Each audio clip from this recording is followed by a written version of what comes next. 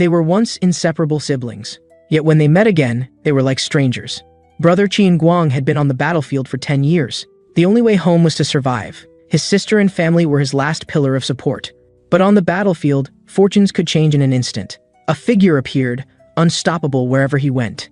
Qian Guang's camp was completely routed. The newcomer was an enemy expert. He slowly climbed up the hillside, introducing himself as the eldest son of the Thousand Hands martial city. He didn't want to harm these slave soldiers forced onto the battlefield. He hoped everyone would retreat quickly. Everyone had heard of his reputation and knew he had reached mythical levels in martial arts. But at that moment, someone slowly stood up behind him. Before he could react, his chest was pierced through. To return home, Qian Guang had to take the enemy commander's head, just as his opponent tried to counterattack.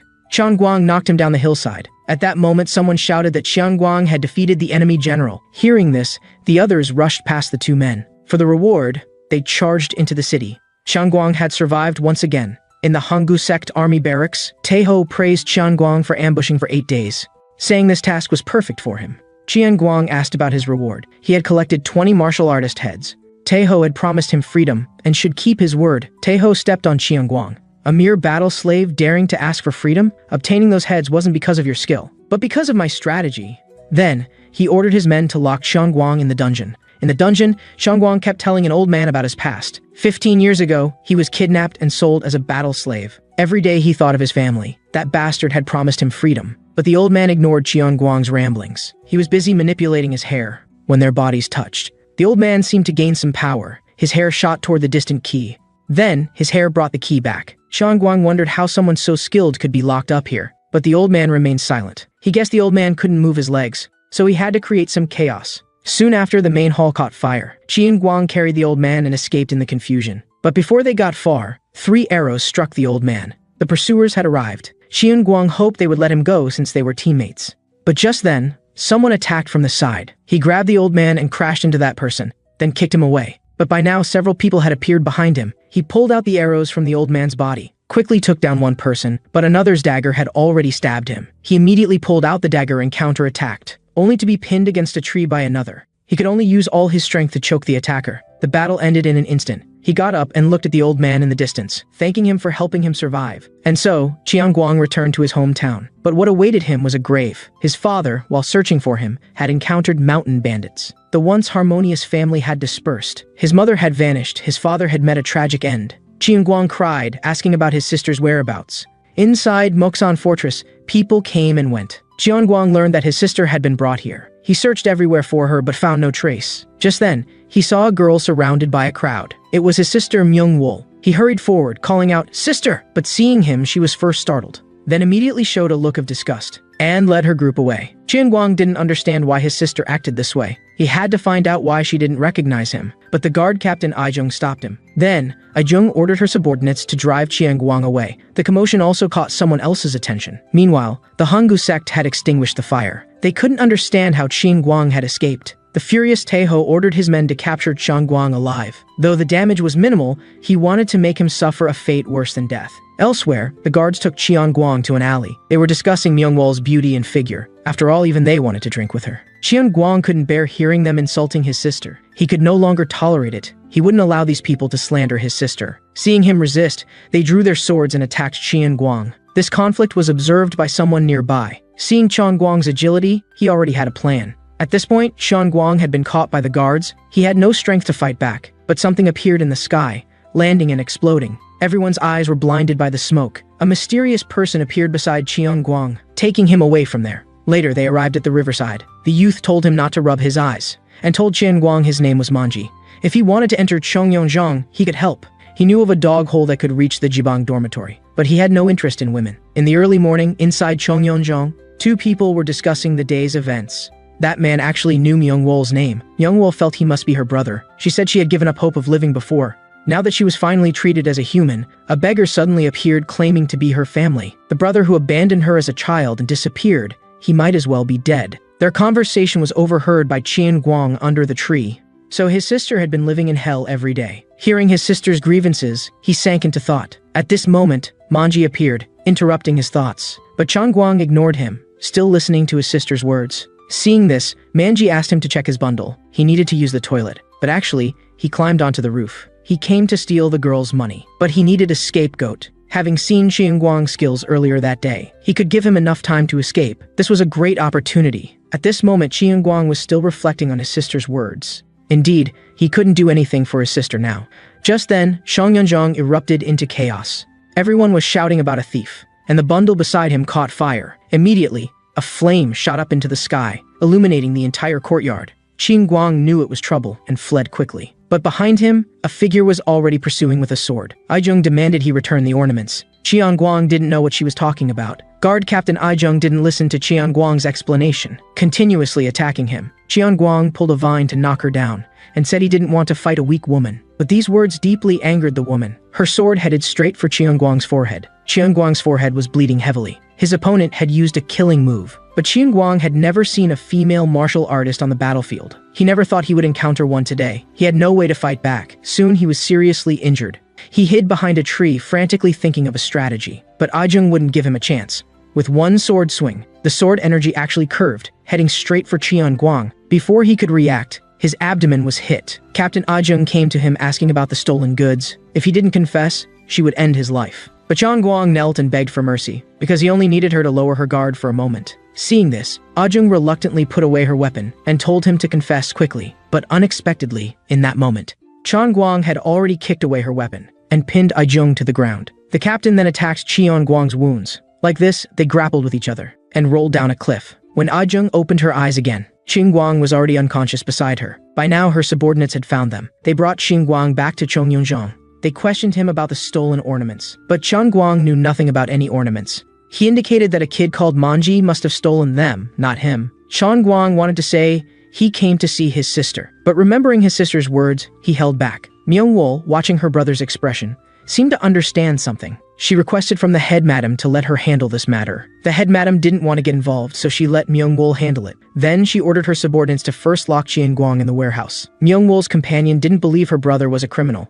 but Myung-wol told her not to say more. If her relationship with Guang became known, it wouldn't be good. Then they found Captain Aijung, asking about the situation. The captain said it might not have been Guang who stole. She said this because Guang had actually protected her during the fall. But she didn't tell anyone about this. She only said that when she found Guang, there was nothing in the forest. After hearing this, Myung-wol thought for a moment, then asked Captain Aijung to protect them shopping tomorrow and to investigate the neighboring village. After the two left, the captain went to find Guang. She ordered her subordinates to treat him and said tomorrow they would search together. But when they were treating him, they discovered Guang's body was covered in blade scars. They speculated he must be a battle slave who escaped from the battlefield, not knowing what cruel enslavement Guang had endured. The next day, Myung-wol asked everyone to draw portraits of the thief, then go to the neighboring village to look for pawn shops and stolen goods. Guang watched his sister arranging everything meticulously. He never imagined his sister would have such a side. Then, several people began asking around with the portraits, while Myung-wol shopped in the distance. Her beauty attracted many gazes. She not only spent lavishly, but bought whatever she liked. In the distance, someone was watching them. When the sun was about to set, someone appeared from the shadows and blocked their way. Soon, they were surrounded. But Myung-wol wasn't afraid at all, because her guards had already appeared behind the men. Thus, the men knelt before her. Myung-wol knew greedy people would have connections. She told them to find the person in the drawing. Otherwise, Captain Aijung would deal with them. Not long ago on the main street, Hanggu sect people were looking for Guang. Coincidentally, they met Manji. Manji played a joke on them and left. While he was feeling proud, he didn't know someone had already revealed his hideout. It was somewhere in a dense forest, but they didn't know exactly where. Then the henchmen led several people to the described location, but they didn't find the person he mentioned. At this time, Myung-wol noticed something in the distance. She walked straight in, soon saw a house. On the other side, Guang and his group found nothing. Guang suggested going to the tattoo barracks. There, he smelled something familiar, like the gunpowder Manji used. When they arrived again, Manji actually appeared there. In the chaotic house, Manji was the first to escape, but Guang was already closely following. Manji dodged the attack, seeing it was Guang. He never thought the person who took the blame for him would come to catch him. He could only throw a bomb to escape in the confusion. But unexpectedly, Guang followed closely. This scene was just seen by the Hanggu sect people. Seeing it was Guang, they also gave chase. Thus the two had already run deep into the forest. Seeing Guang about to catch up, Manji threw another bomb, but it was caught by Guang, who threw it back. Smoke rose in the forest. Guang had pinned Manji to the ground. At this time, the guards also came through the smoke. Before they could steady themselves, they were hit by a force and thrown back. The attacker was Hangu Sek's Magi Nim. He had found this place through the old woman from Qiang Guang's hometown and said he would cripple Qiang Guang and take him back. Seeing this, Qiang Guang told the guards to escape. The enemy was after him, but seeing their colleagues injured, they stood in front. However, against Magi Nim, they had no chance to fight back. While he was gloating, Qiang Guang had already reached above his head, but was knocked away, and mocked that his poison seed title was nothing. Just as everyone wanted to immobilize Qiang Guang, several sword shadows came from the distance to rescue him. It was guard Captain Aijong. Her sword went straight for Magi Nim, and actually broke his weapon. Seeing this, Magi Nim threw away his weapon and used his ultimate technique. Its power shook the forest. On the other side, Myungwol heard the noise and came. The thugs, seeing Myungwol's beauty, had evil intentions, but they forgot Qian Guang was still nearby. After taking down one person, he untied himself. They actually dared to have designs on his sister. Qian Guang had killing intent now. On the other side, the battle continued. The captain seized the opponent's weakness and landed a hit, but he broke her sword directly, and her attack didn't seem to hurt him at all. With a broken sword, the captain had no weapon. But her fighting spirit hadn't diminished. In the distance, a figure walked through the forest. After a full meal, he had become unusually strong. The earlier loud noise had also caught his attention, and he found that the person he was looking for was nearby. On the other side, the captain was still fighting hard with her broken blade, but the effect was minimal. She used all kinds of techniques, but was still knocked to the ground by Magi Nim. Qian Guang was also under attack from 3 people, but with his agility, he kept moving around them. Myungwol could only watch her brother from a distance. This was the first time she had seen such a fight. It was more brutal than she had imagined. She had to do something to help her brother. Just as the enemies focused on Qian Guang, a stone knocked one of them unconscious. It was Myungwol who had sneaked up, but another turned his attention to her. Fortunately, Qian Guang came forward in time. He kept attacking the man, because he had endangered his sister's safety. Suddenly, the captain flew over and knocked Qian Guang away. At this time, Magi Nim slowly approached from the distance. Qian Guang asked about the captain's injuries. The captain told him not to worry, she came to find her sword. Just as Magi Nim was about to use his ultimate technique, a man appeared behind him. Magi Nim instantly turned and attacked the man. The man asked if he was a disciple of Gao. Magi Nim was shocked. This person dared to call their master's name, but the man ignored him, talking to himself. He told Magi Nim to send a message back. His master Hanyang was still alive and well, and he wanted to show Magi Nim something. As light flashed, a destructive force covered the forest. Magi Nim and others were directly blown away by the aftermath. This was the correct way to use the palm release technique. Then, he turned to Qian Guang, walking straight toward him. Qian Guang didn't know why the other knew his name. Hanyang asked him, after escaping, "Did you find your family?" Qian Guang seemed to remember him. The old man in the prison. Qian Guang thought he had died, but at this moment, Hanyang found his pants had a problem. He didn't control his strength well while showing off. Then, he prepared to find some pants to wear. He told Qian Guang not to worry, he would come back to find him later. When Qian Guang came to his senses, Manji had disappeared. Captain Aijung told Qian Guang they already knew Manji's hideout. At this time, Manji had returned home. There were many children here. Seeing him return, the children said they were hungry. All this was seen by Qian Guang and Myungwol. It turned out these were all orphans and elderly left by the war. Because they couldn't beg for food, Manji became a thief. The elderly hoped they would spare Manji, but Manji had still stolen things. If forgiven, he would continue to steal. And they weren't saints, nor were they from wealthy families. Since the ornaments had been sold, they could only take Manji back to Shongyonjong first. A few days later, on the night of the Shongyonjong banquet, Myungwol reported the situation to the head madam. Hearing this, the head madam said without the ornaments, those government guests would certainly find fault. Myungwol said she had thought of a solution. Then, the officials arrived. Waiting for them was a beautiful scene. Beauties of all kinds dancing.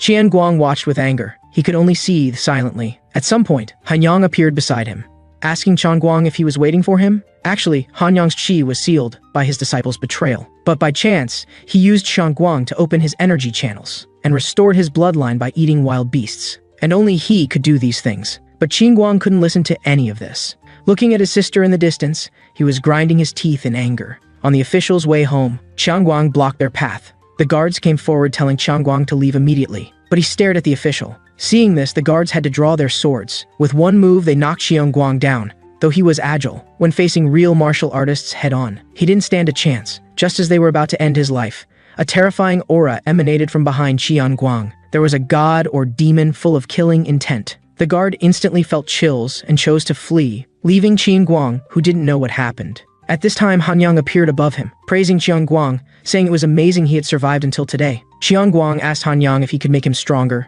until he could protect his sister. The next day in the Hangu sect, Magi Niam had already relayed Hanyang's words to the leader. Bang Dan scolded them for putting someone in that prison. Taeho wanted to redeem himself by dealing with the opponent, But the leader told them their primary task was to attack the city. Even if they brought people to find Hanyang, it would be futile sacrifice. After bidding farewell to the leader, Maji Nim apologized to Taeho. Taeho swore to capture Cheongguang and Hanyang. He wanted to rectify this mistake and not let his senior outdo him at this time. The position of the next leader must be his. At this time, Hanyang was replenishing his energy. Cheongguang was still asking about teaching him martial arts, but the old man said he had no talent for teaching.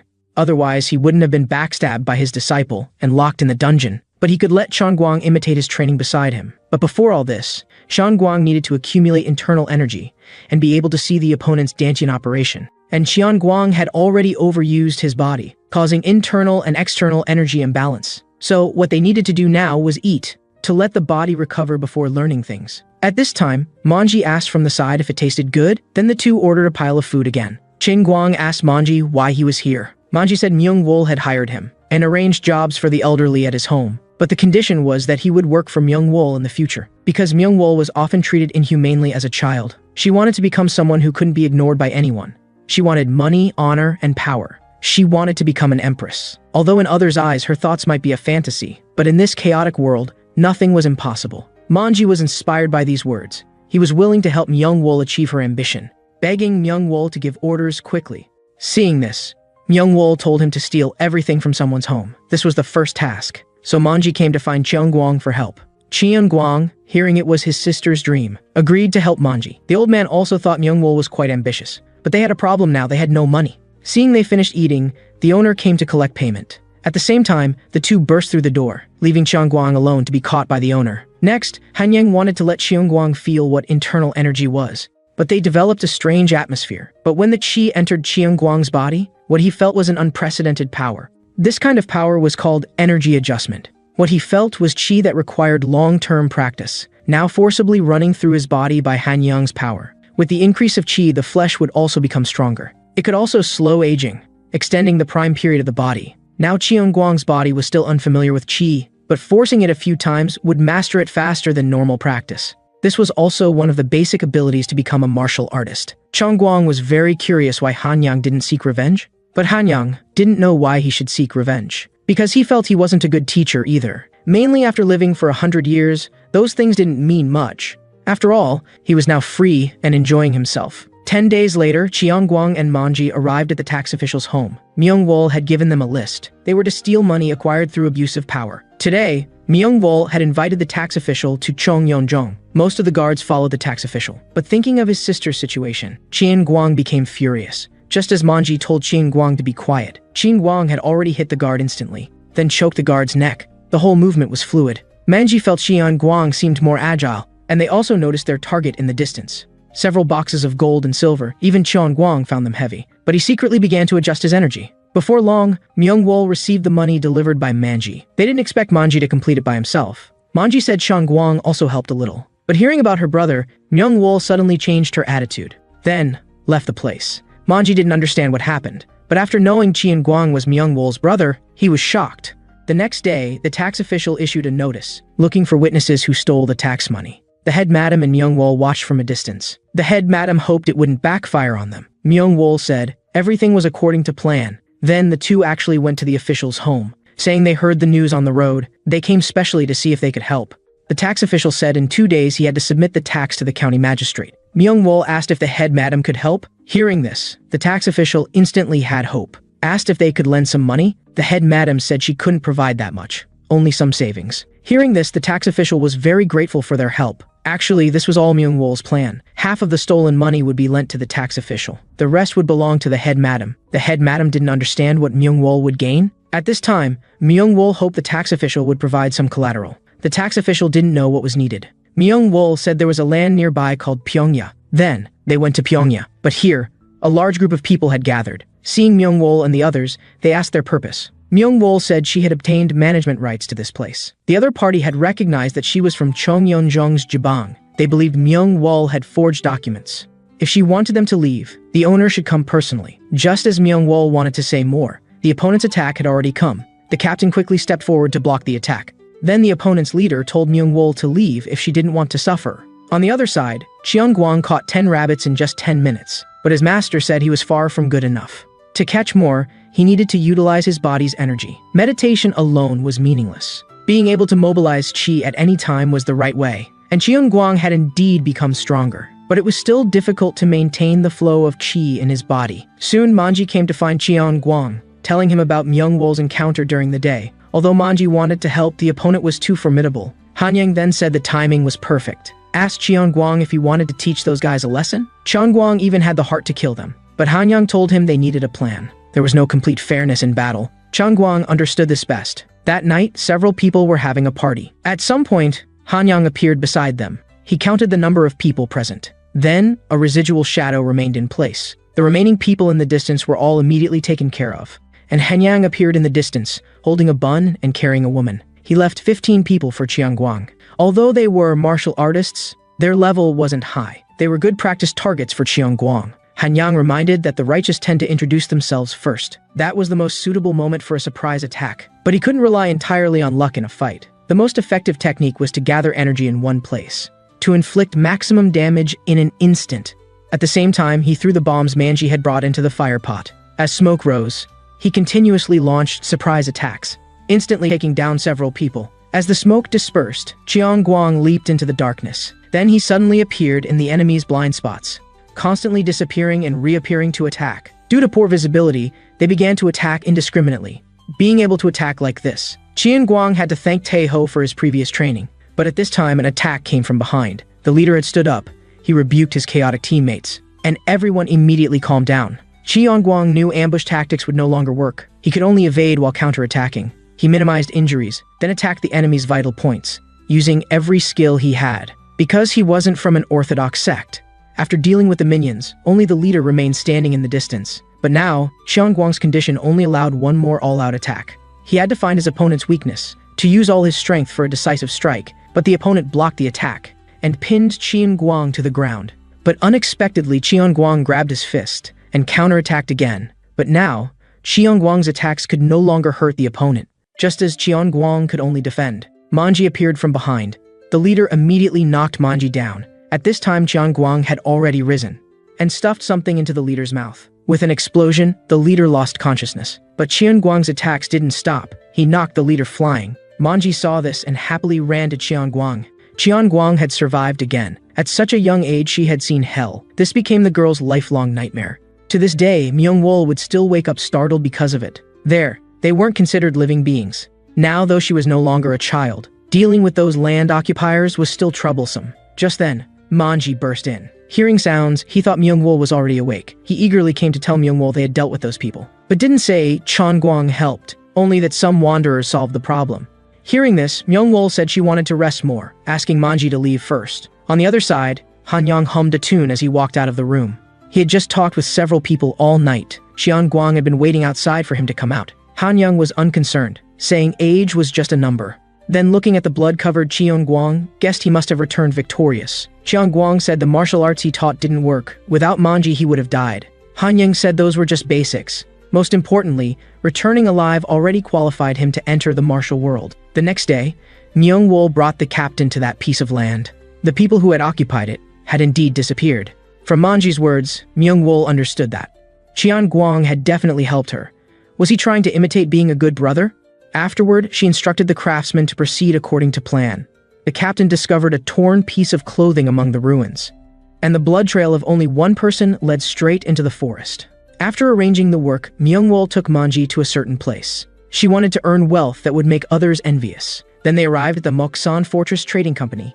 The company president Lu Zhan personally came out to greet them. Myungwol came here to do business, but not just small-scale business. She wanted to establish a merchant group, and she also brought the membership fee and a letter of recommendation, along with the specific location of her merchant group. Soon, the news of Myungwol establishing a merchant group spread throughout Moksan Fortress. A merchant group from the top Jibang. No one could resist being interested. This also became a topic of conversation after meals. Everyone was discussing what she would sell. Meanwhile, inside the trading company, they were also discussing this matter. Everyone thought that a trading company opened by a Jibang would eventually fail. But the president told everyone not to underestimate her strength. A girl who pours wine had actually obtained a letter of introduction from the government. And her appearance definitely wasn't that of a simple Jibang. Behind her, someone was definitely sharpening a blade. By the time they regretted it when profits were being distributed, it would be too late. So, They now needed to find an assassin to deal with Myung-wol. The next day, the captain followed the blood trail and found Cheon-gwang, but the scene before her was quite perplexing. The two of them noticed her arrival at that moment. They hoped Ah-jung wouldn't misunderstand, they were just practicing martial arts, and asked her why she came here. Ah-jung just discovered signs of fighting on their merchant group's land and followed them to check. Hearing this, Cheon-gwang asked what Myung-wol was planning to do. Ah-jung ignored him and chose to leave. Han Yang interrupted the argument between the two and suggested they have a practice match. If Cheon-gwang won, he would tell him what his sister was doing. If Cheon-gwang lost, he would grant Ah-jung one wish. Ah-jung was quite willing to teach a novice a lesson. Cheon-gwang saw that the opponent wasn't planning to draw her sword. Was she looking down on him? Before long, Cheon-gwang was knocked to the ground. Just recently, two people had come to the trading company. They wore masks and were extremely mysterious. Even the president was very polite when meeting them. The visitors began by demanding 3 boxes of gold, just as the president was about to negotiate. Countless thin threads had already surrounded them. Assassinating the top Gibang without arousing suspicion, this task was not simple. Seeing this, the president could only agree, and acknowledge that they were indeed the top assassins of Bukwan. The visitor asked the president to pay a deposit first, and claimed they were not just the best in Bukwan, but the best in Yongwon. After speaking, the two disappeared from the spot. Later, the two appeared in the mountain forest. The visitor instructed that the first mission must be done perfectly. Baekji nodded silently upon hearing this. The next day, Myung-wol came to inspect the progress of the trading company construction. From a distance, she heard people praising Cheon-gwang. Seeing his sister arrive, Cheon-gwang greeted her proactively. Myung-wol asked why Cheon-gwang was here. Han Yang said he had also heard from others. The sister asked Han Yang to convey a message to her brother. She had something to tell Cheon-gwang tonight. The conversation was also overheard by someone in the distance, who listened from afar to the time and place. In the evening, Cheon-gwang arrived as agreed, but his sister hoped that her brother would take the money and leave her. Her brother's appearance didn't make her feel secure. It only reminded her of the hellish period of her childhood. But suddenly, Cheon-gwang launched an attack at her. At this moment, the real Cheon-gwang appeared, blocking the fake Cheon-gwang's attack. With a backhand punch, he directly drove back the attacker. But his attack didn't stop. He continued to chase the enemy. After a loud noise, the enemy wasn't injured. Instead, he took out his weapon and continued to attack Myung-wol. Seeing this, Cheon-gwang quickly made a move to stop him. But the enemy had already reached his front. In an instant, he struck, causing Cheon-gwang multiple injuries. Cheon-gwang wanted to counterattack, but was directly dodged by the opponent. The opponent's speed was extremely fast. All his attacks were easily neutralized. But in terms of strength, Cheon-gwang still had the advantage.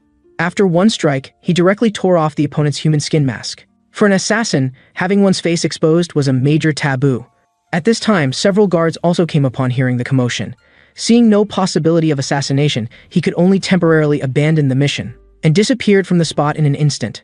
Afterward, Cheon-gwang asked the guards if they had any clues. The guards were also clueless, only thinking it must have been an assassin. At this point, Myung-wol urged everyone to return to Cheon-yeonjong. Cheon-gwang noticed his sister's hands were trembling constantly, so he stayed by her side. Seeing this, Myung-wol told Cheon-gwang to leave. Although he had saved her, she still didn't want to see much of Cheon-gwang. But Cheon-gwang insisted on escorting his sister back to Cheon-yeonjong. His sister must be personally protected by him. Hearing this, Myung-wol said no more. She turned and continued walking back. The next day, Manji found Han Yang, telling him that Cheon-gwang was protecting his sister and couldn't come back for now. Han Yang said Cheon-gwang hadn't yet learned how to deal with assassins. If the opponent used unusual techniques, Cheon-gwang might not be able to handle it. Meanwhile, in a cave, Baekji was being punished because his first mission failed, disgracing the Honghuang. They needed to make a new plan to help him clean up the mess. Behind the girl was endless killing. She could only hide hugging the doll her brother gave her. But the demon still discovered her existence. That face had always been her nightmare, because all the children who were caught suffered her torment, and they faced continuous trading. With the change of masters, Myung-wol had also slowly grown up, but these memories still remained vivid. The First Lady also learned about Myung-wol being targeted for assassination. She asked Captain Ah-jung to protect Myung-wol, hoping that Myung-wol would let the captain follow her in everything. Myung-wol returned to her room, with her brother and Ah-jung guarding outside. Ah-jung had heard from her grandfather that for an assassin, failing a mission was the greatest disgrace. So that assassin would definitely return. In the room, Myung-wol asked Manji to deliver a letter for her.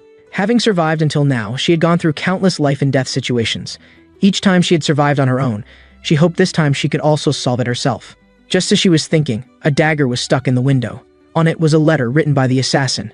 He gave Myung-wol a chance to leave alone. Otherwise, he would kill everyone here. including her Jabang friends. After reading it, Myung-wol rushed out. She hoped Chang Guang wouldn't follow her. Then she headed straight for the horses outside. She mounted a horse and quickly shook off everyone, hoping to buy some more time. But the assassin had already appeared behind her. At this moment, a golden light appeared and drove back the assassin. It was Han Yang who had arrived to save Myung-wol. The moment he appeared, the assassin had already hidden his form. Seeing this, Han Yang instantly released his energy. The auras of two assassins had been detected by him. He sensed that both were masters who had opened their eyes. Especially the man's aura, he was definitely a long-missed master. At this time, Ajung had already arrived behind one person. Her attack was actually blocked by the opponent. Seeing her attack fail, Ajung directly returned to Myung-wol's side. Han Yang asked, where was his little wild dog? Ajung told him to teach Cheung Guang properly. He was really too slow. At this moment, the man was quite surprised. Ajibang actually had so many skilled guards? No wonder his disciple would fail. He hoped Myung-wol wouldn't involve innocent people and just die obediently by her own. But at this time, Cheung Guang had already arrived behind him. But Cheung Guang couldn't even see the other's movements clearly, and had already been restricted in his actions. Then, the man stabbed directly at his throat. Han Yang appeared instantly, blocking the man's attack, stating that the little wild dog hadn't understood the situation. When the man observed Han Yang up close, he said, disappeared for more than 10 years. You're actually still not dead? Han Yang actually didn't know that the other recognized him. The man knew he was the master who left no enemy standing wherever he went. One of the warring state's martial kings, the underground fist king, Han Yang. Just as everyone was shocked by Han Yang's title, Han Yang spoke to remind them that the enemy had already attacked. At the same time, Baekji had already moved to attack Myung-wol. Seeing this, how could Ajung let him succeed? In an instant, she stood together with the assassin, but the assassin fought while retreating, launching another attack on Myung-wol. But he forgot that Cheung Guang was still there. He told Myung-wol not to be afraid. Having managed to meet alive, he would protect his sister well. Then, he rushed towards the battle between the two. Cheung Guang's punch directly sent the assassin flying. Although it was somewhat underhanded, he had to protect his sister. So he planned to quickly resolve the opponent with a 2 against 1. The man appeared again. Someone actually challenged him, wanting to see if he still had the skills of a fist king. Just as Han Yang was bound by thin threads, the man had already stabbed him in the shoulder. Han Yang burst out instantly, his energy blast sending the opponent flying. When the man landed, his weapon that could cut through iron was actually broken. It was truly as the legend said, possessing an indestructible body. But this excited the man's desire even more. If he could kill Han Yang, he would rise even further in the assassin world. Han Yang didn't understand why everyone was so obsessed with this title. On the other side, Cheung Guang and the others engaged in a chaotic battle. Although the two joined forces to attack the opponent, they still couldn't hit him, and Baekji transformed into a shadow. After dodging the attacks of the two, the assassin headed straight for Myung-wol's direction. Fortunately, Ajung appeared in time to stop him, forcing Baekji away from Myung-wol again, but Baekji's speed was extremely fast, and his movements were varied. Even under their combined efforts, he wasn't at a disadvantage, but like this, he also couldn't complete his mission.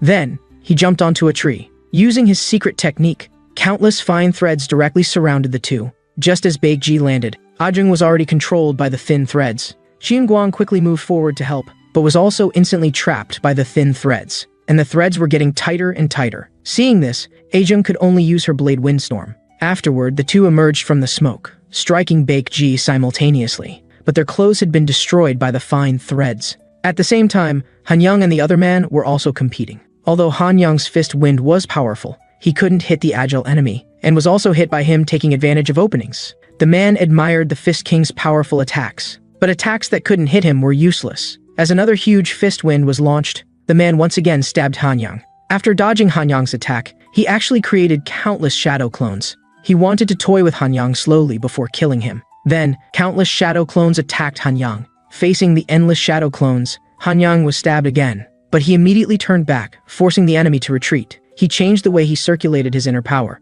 As he punched, countless energy pillars attacked the shadow clones. The enemy's shadow clones could no longer approach Han Yang. The man had the shadow clones block Han Yang's vision. He prepared to deliver a fatal blow to end the battle. The thin threads gathered like a giant snake attacking Han Yang, with countless daggers at the snake's head. While he himself appeared behind Han Yang, two attacks headed towards Han Yang simultaneously. At this critical moment, Han Yang threw out a punch. The huge energy blasted away both the daggers and the person. On the other side, the assassin's mask was already broken. Cheung Guang speculated he would leave like last time, but this time, Baekji didn't intend to leave, because he was prepared to fight to the death. At this time, Monji had also arrived at Myung-wol's side. He brought a reply. The other party expressed wanting to communicate further with Myung-wol. Meanwhile, Han Yang's attack also rose to the sky in the distance. Taking advantage of everyone's distraction, the assassin rushed towards Myung-wol again. On the other side, Han Yang thought that attack could finish him. Unexpectedly, at the critical moment, the attack actually avoided the man's vital points. The man finally knew that Han Yang was a man who could toy someone. Worthy of being called a monster, Han Yang said he wasn't playing. He just didn't want to fight seriously. In fact, he wasn't skilled in Qinggong. His attacks were all focused on concentrating power. So he felt there was no need for Qinggong. This also reminded the man. So, he instantly used Qinggong and disappeared from the spot. On the other side, Qian Guang stepped forward to stop Baekji. Unexpectedly, Baekji suddenly changed targets, aiming at Qian Guang's abdomen. Not long ago, Qian Guang told Aizhong, the opponent had been luring us to attack all along. Once he moved forward, he would be attacked. He would also take this opportunity to grab the opponent. The rest would be left to Aizhong. She needed to seize the chance to finish him. And Qian Guang wasn't wrong. He seized Baekji as expected. Aizhong appeared beside them at the same time. Finally, a strike truly hit the opponent, directly sending Baekji flying and falling to the ground. Aizhong quickly checked Qian Guang's injuries, but Qian Guang's abdomen revealed an iron piece. Even though he was careful in his defense, his body was still half penetrated by the plate. Qian Guang thanked the captain for her help, saying he definitely wouldn't have won alone. He hoped Aizhong could help him train in the future. Seeing his injury wasn't serious, Aizhong was relieved. At this time, Manji and Myung-wol walked over. Myung-wol looked at her brother from a distance, lost in thought. But at this moment, a voice came. The man had Myung-wol under his control. He blamed Baekji for failing, but the mission couldn't be abandoned. At this point, Myung-wol told the man that his assassination commission had been cancelled. Myung-wol had received a reply from the trading company president. The letter said the assassination had been cancelled, but the commission fee would be paid by Myung-wol. Now they had no reason to kill her, but the man didn't believe Myung-wol. Even if it was true, he wanted to take revenge for this disgrace. As soon as he finished speaking, Baekji killed the man. He had been waiting for this opportunity for a long time. He thanked everyone for making the man lose his rationality, which gave him the chance to kill him. But the beggar and the female swordswoman should be especially careful. Next time they meet, he would kill the two. After saying this, he disappeared from the spot. Han Yang congratulated the two on having a new friend. A few days later, Myung-wol came to the trading company. She wanted to continue the conversation that was not finished in the letter. Did she know that the trading company had hired assassins? She also had a new idea because of this. She would let everyone present profit. Fortunately, she wasn't dead yet, so she could tell everyone about this. Myung-wol wouldn't touch their current interests, because what she wanted to sell were weapons for the battlefield. This business, no one in the trading company was involved in. Because it was extremely dangerous, few people could survive doing it. But the profits were also incomparable to other businesses. Myung-wol took out the assassin's weapon and said she hoped everyone could give her their full support. She would make the Moksan Fortress Trading Company rise above the city of Bukwan. Afterwards, several people respectfully saw Myung-wol off. As merchants, they definitely didn't want to do dangerous business. But Myung-wol had actually resolved the assassin issue. Possibly in the future, even they might be killed by Myung-wol. For the sake of profit, they could only join hands with Myung-wol to do business. On the other side, Aizhong didn't believe Qian Guang's martial skills at all. He actually claimed to have collected 20 martial artists' heads, and among them was even the heir of the Thousand Hands Fist. The two argued endlessly because of this. Han Yang on the side felt their 8 characters were quite compatible. He told the two that the son of the Thousand Hands Fist wasn't a divine mirror. That realm was all imagined by people. He would prove Qian Guang's words with actions.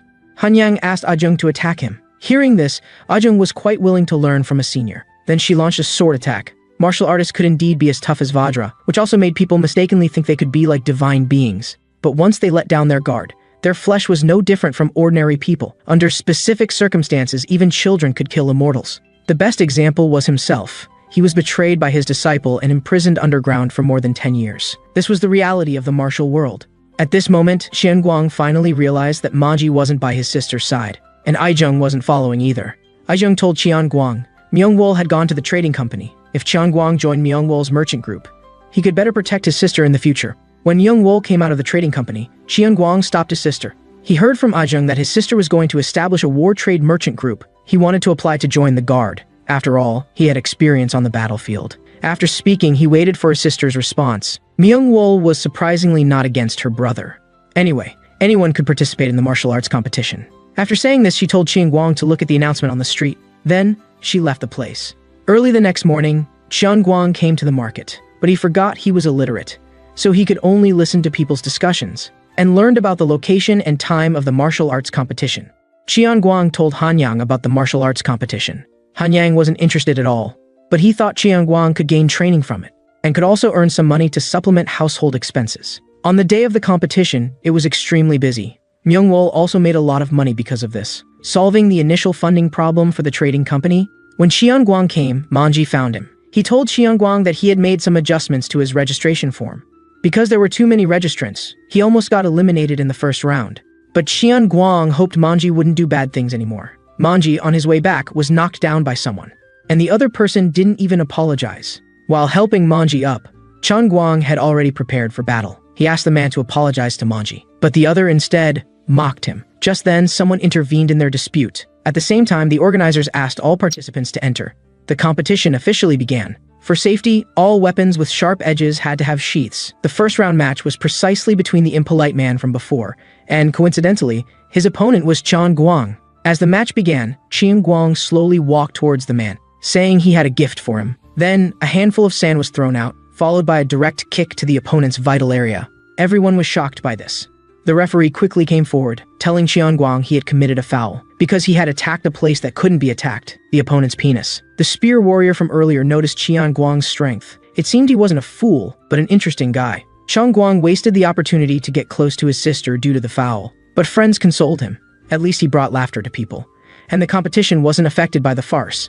The audience's enthusiasm remained high. In the end, the championship was won by the spear warrior. The competition ended successfully. Inside Chongyongjong, Myung-wol welcomed the arrival of the top two. She appointed them as the captain and vice-captain respectively. As for the team members, the captain could choose them personally. Captain Quan already had a person in mind. That was Qian Guang, who was eliminated in the first round. And Qian Guang hadn't expected him to come looking for him. Captain Quan knew that Qian Guang's strength might not be high, but he had relatively rich experience. He hoped Qian Guang would join his guard team. Being able to stay by his sister's side, Qian Guang gladly agreed.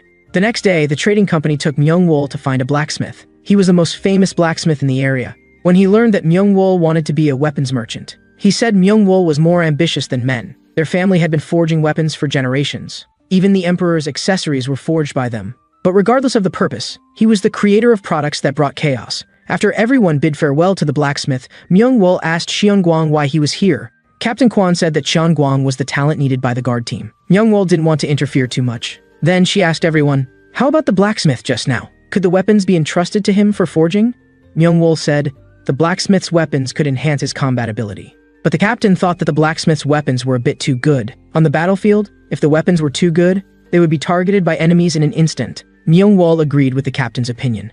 Their products would be best if they were cheap and practical. The vice-captain said he knew someone who used a mysterious method to make 100 sickles at once.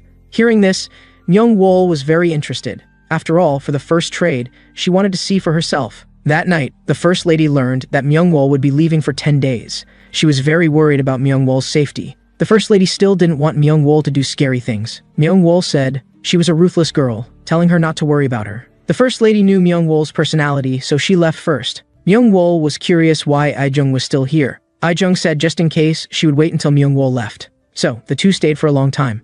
Ai-jung spoke up, saying she understood that Myung-wol disliked Qian Guang, but Qian Guang had also suffered hardships to come back to see his sister. Looking at the scars on his body, it wouldn't be surprising if he had died. Ai-jung hoped Myung-wol could take pity on Qian Guang. Hearing this, Myung-wol fell into memories. That was the last time she saw her brother. Her brother never returned after going to find their missing mother. Her father also never returned after going to find her brother, leaving only her small self alone and afraid. Myung-wol asked Ai-jung about her relationship with her brother. She thought she might have a sister-in-law. They came from different backgrounds.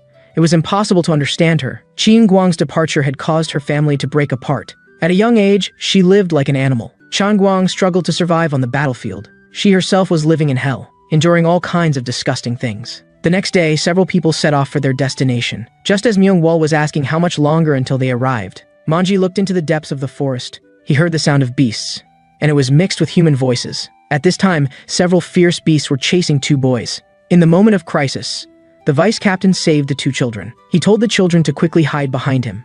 Suddenly, the fierce wolves had energy circulating in their bodies, then headed straight for the vice-captain. At this time, Qian Guang and Captain Quan came, directly charging into the wolf pack. Captain Quan, seeing the state of the wolf pack, told everyone to be careful. After the battle began, they found that the wolf pack could actually dodge and communicate through howling.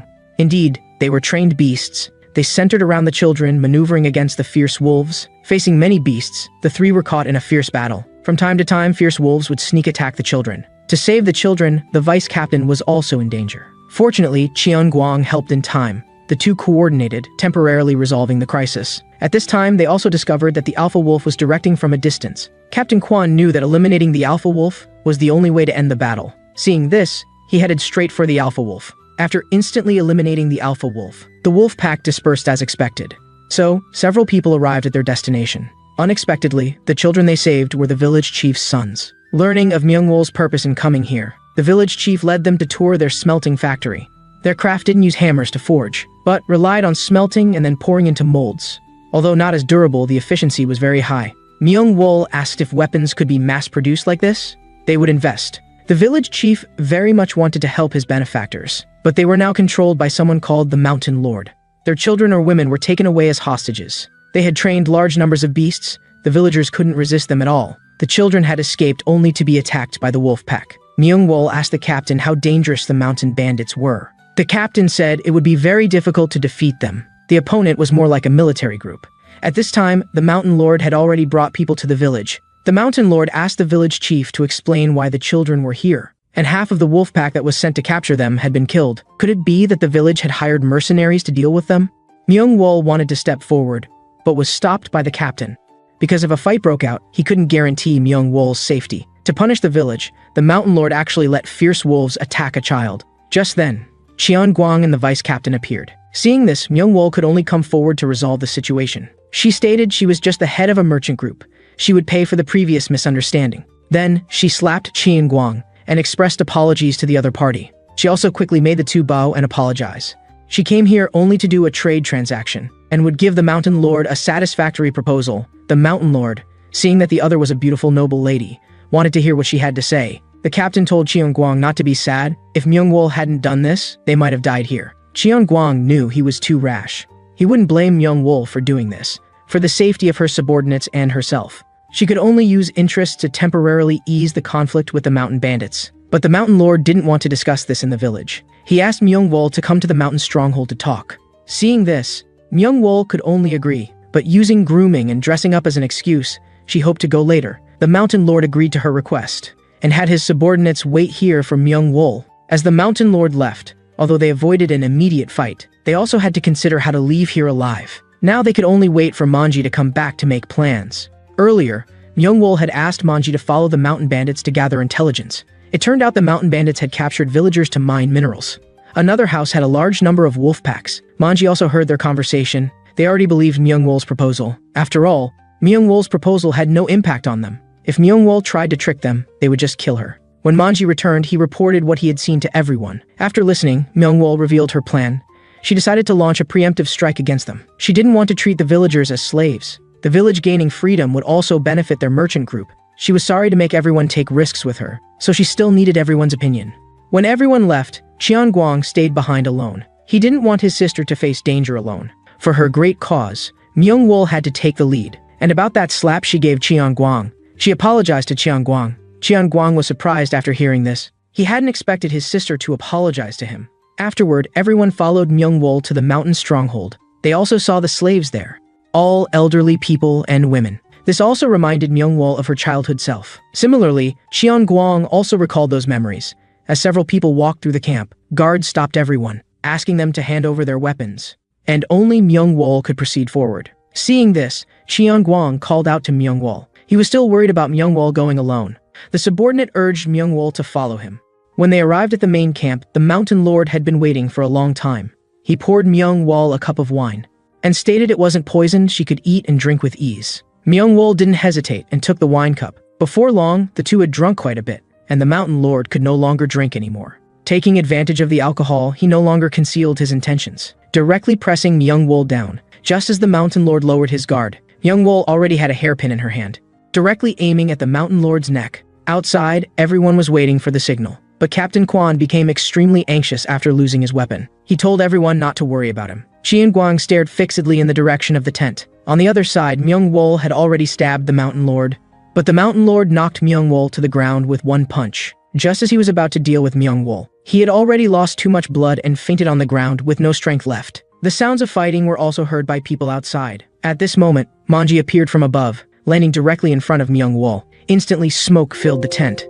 At the same time, Chang Guang had already taken action. The vice captain also dealt with nearby guards. He told everyone to quickly retrieve their weapons. The rest could be left to the captain. The captain said without the gun in hand, he felt very anxious. The enemy mocked him for not being bitten to death by wolves, thanks to the smoke that allowed him to survive. Captain Quan couldn't remain calm without his gun in hand. Such an embarrassing state was actually seen by others. He would make everyone who saw it lose their memory, killing all witnesses. In his hands, even a wooden stick could exert great power. With one attack, everyone was knocked flying. At this moment, his companions bring his gun to him.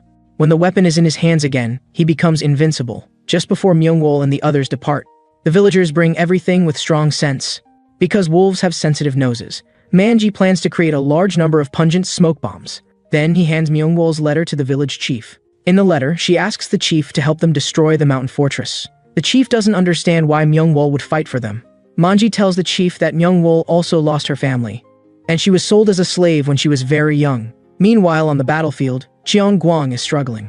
Facing the combined attack of wolves and mountain bandits, he's finding it difficult to resist, constantly being hit by enemies, and the bandits are gradually surrounding him. The Mountain Lord's right-hand men have also arrived. Just then, smoke starts rising in the distance. The village chief leads the villagers with smoke bombs. Their primary goal is to rescue the captured villagers. In the tent, Manji takes advantage of the chaos to escape with Myung-wol. At this point, Cheon Guang is surrounded and in danger. He fights back with all his strength, but there are too many opponents. Fortunately, the deputy captain comes to his aid, and together they break the stalemate. Even against multiple attackers, they hold their ground. They use the smoke to escape the encirclement. As everyone searches for Cheon Guang and his companion, someone reports that everyone at the entrance has been defeated. The crowd hurries to check. Captain Quan has been waiting there for some time. These two recognize each other as skilled fighters. They immediately rush towards Captain Quan. In the distance, Cheon Guang and the deputy captain also witness this battle. The deputy captain tells Cheon Guang not to worry. They should head to the Mountain Lord's camp, but no one is there. Myung-wol and Manji have already escaped into the forest, when suddenly the Mountain Lord emerges from the trees, knocking Manji away with a single punch. Then, he grabs Myung-wol. If that hairpin had been a bit longer, he might have died. At this moment, several subordinates catch up. They report to the Mountain Lord that the mountain fortress has suffered heavy losses. Hearing this, the Mountain Lord becomes furious and orders everyone to go back and release the fierce beast, to prevent the villagers from escaping. As for Myung-wol, he will torture her slowly, making her wish for death. Just as the Mountain Lord is about to strike, Cheon Guang and the deputy captain arrive in time. The deputy captain tells Cheon Guang to take Myung-wol and leave first. He will deal with the injured Mountain Lord. But Myung-wol tells Cheon Guang to stop the bandits. They're planning to release wild beasts to attack the villagers. She wants Cheon Guang to hurry and stop them. Seeing that Manji is already awake, Cheon Guang tells Myung-wol to leave with Manji. When Cheon Guang tracks the bandits, cries of anguish already echo from the darkness. Then a fierce light gleams from the darkness. Cheon Guang quickly channels his energy. A huge tiger charges towards Cheon Guang. Though this tiger has been trained for 2.5 years, its wild nature remains undiminished after being released. Even its trainer was instantly killed. Before the tiger, the wolf pack is helpless. This powerful presence even makes Cheon Guang sweat.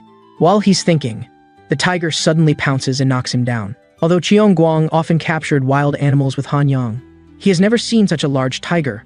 He uses his martial arts technique and kicks the tiger. Though he sends the tiger flying, it doesn't injure the beast at all. Cheon Guang realizes he might not easily defeat this fierce beast. At this moment, the village chief and others arrive. He has finally found his child, but the tiger also attacks them. Cheon Guang instantly appears to block it. He tells everyone to leave quickly. The villagers tell Cheon Guang to hold his breath. Then they throw smoke bombs at the tiger. Meanwhile, Cheon Guang launches continuous attacks. Facing the pungent smoke, the tiger begins to struggle to avoid it. At this moment, it surprisingly releases energy pressure from its body. Blowing away the surrounding smoke, it charges directly at Cheon Guang. In an instant, it knocks Cheon Guang flying. Cheon Guang can only defend with all his might. Elsewhere, Myung-wol is carrying Manji away, while the deputy captain is battling the Mountain Lord. Although the Mountain Lord is already severely injured, he was once a general after all. Facing what seems like child's play to him, he instantly gains the upper hand. Pinning the deputy captain to the ground, the deputy captain struggles with all his might, directly grabbing the Mountain Lord's wound. Using the moment when the Mountain Lord is in pain, he throws the Mountain Lord over his shoulder to the ground. Though he is young, he has experienced the battlefield. Afterward, the two abandon defense and engage in a brutal exchange of blows. When the deputy captain catches the other's punch, he uses the momentum to headbutt the Mountain Lord, then attacks him furiously. At this point, the Mountain Lord unexpectedly jumps backward, his legs locking the deputy captain's head, immobilizing him completely. With his legs pinned, he can't use his strength. Seeing this, the deputy captain bites the Mountain Lord, but it has little actual effect. At this moment, a shadow appears before the Mountain Lord's eyes. It's Myung-wol, appearing with a stone in hand. She smashes the stone hard on the Mountain Lord's face. This reminds the Mountain Lord of 6 years ago, when he massacred an entire village. Someone who witnessed this tried to strip him of his general rank, because he violated the army's code. The Mountain Lord argued back, citing his achievements, saying the other only had the title of one of the 5 kings of the warring states, not a true king. Seeing that the Mountain Lord still led beasts, he said no wonder the Mountain Lord's troops were called the Beast Troops. The Mountain Lord doesn't know why he suddenly remembers this. Perhaps because his current situation is similar to that time. Myung-wol sees the deputy captain's injuries aren't serious, and prepares to take the Mountain Lord back to the fortress. In the fortress, Cheonggwang is still struggling with the fierce tiger. The villagers tell the chief to leave with the children first. But the child is very worried about the uncle bandage. However, they would only hinder Cheonggwang by staying. The tiger keeps pursuing Cheonggwang relentlessly. But with its thick skin and tough flesh, Cheonggwang's attacks are ineffective, while the tiger's destructive power is extraordinarily strong. While dodging, Cheonggwang is caught by the tiger's tail and thrown violently into a building. On the other side, facing the endless wolf pack, Captain Kwan is gradually running out of energy. He doesn't know how much longer he can hold out, but it's hard for him to retreat. Facing the enemy's 2 strongest fighters, he can only use his last bit of strength, just when he has no more energy left. A sudden development changes the tide of battle. Myung-wol and the deputy captain return with the Mountain Lord. Meanwhile, Cheonggwang is getting battered by the tiger. This reminds him of practicing with Hanyang. In combat, strategy is also important. Based on your own conditions, employ your martial arts techniques effectively. To defeat a stronger opponent, you need technique. This is why they trained thousands of times. Just as Cheonggwang dodges the tiger's attack, he counters by striking its belly, then forcefully hitting its nasal area. When the tiger struggles to get up, Cheonggwang attacks its ankles again, solar plexus, armpits, thighs, neck, targeting all the tiger's vital points. Just as Cheonggwang is about to launch another fierce attack, he's knocked away by the tiger's tail. Instantly, he's pinned down by the tiger again. In this critical moment, countless chains shoot upward, tightly binding the tiger. The villagers didn't leave but worked together to help Cheonggwang. Seizing this opportunity, Cheonggwang uses all his strength to strike the tiger's throat. Seeing their leader captured, the distant enemies scatter immediately. Myung-wol and the others prepare to help Cheonggwang.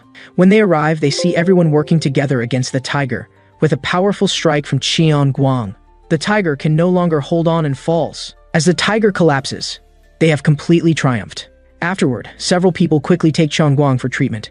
While thanking Myung-wol, the village chief mentions these chains are their own creation. Even blades cannot cut through them. This would certainly meet the needs of Myung-wol's trading company. Myung-wol is very satisfied, hoping they can make a lot of money together. A few days later, in Songyeonjong, wealthy young men come to watch Myung-wol's return performance. After Myung-wol's performance, everyone in the audience goes wild.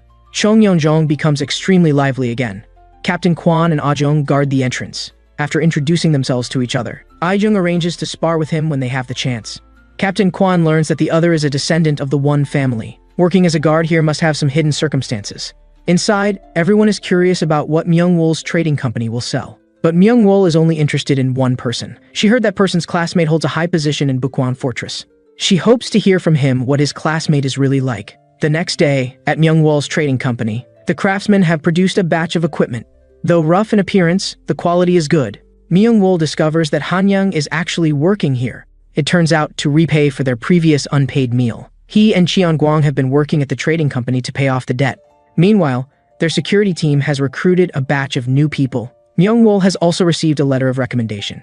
With the goods ready, they need to find customers. At this time, Manji brings the custom-made uniforms. Since they will be meeting clients, everyone in their company must be dressed neatly. Her first business deal will be with the military department of Bukwan Fortress.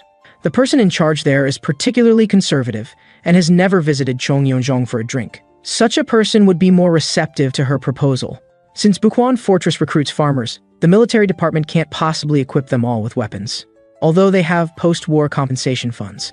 To survive and return to collect their compensation, they need equipment. This is the breakthrough point for Myung-wol's trading company. When they pass by the training ground, everyone recognizes Myung-wol. They gossip and speak obscenely. Cheonggwang witnesses all of this.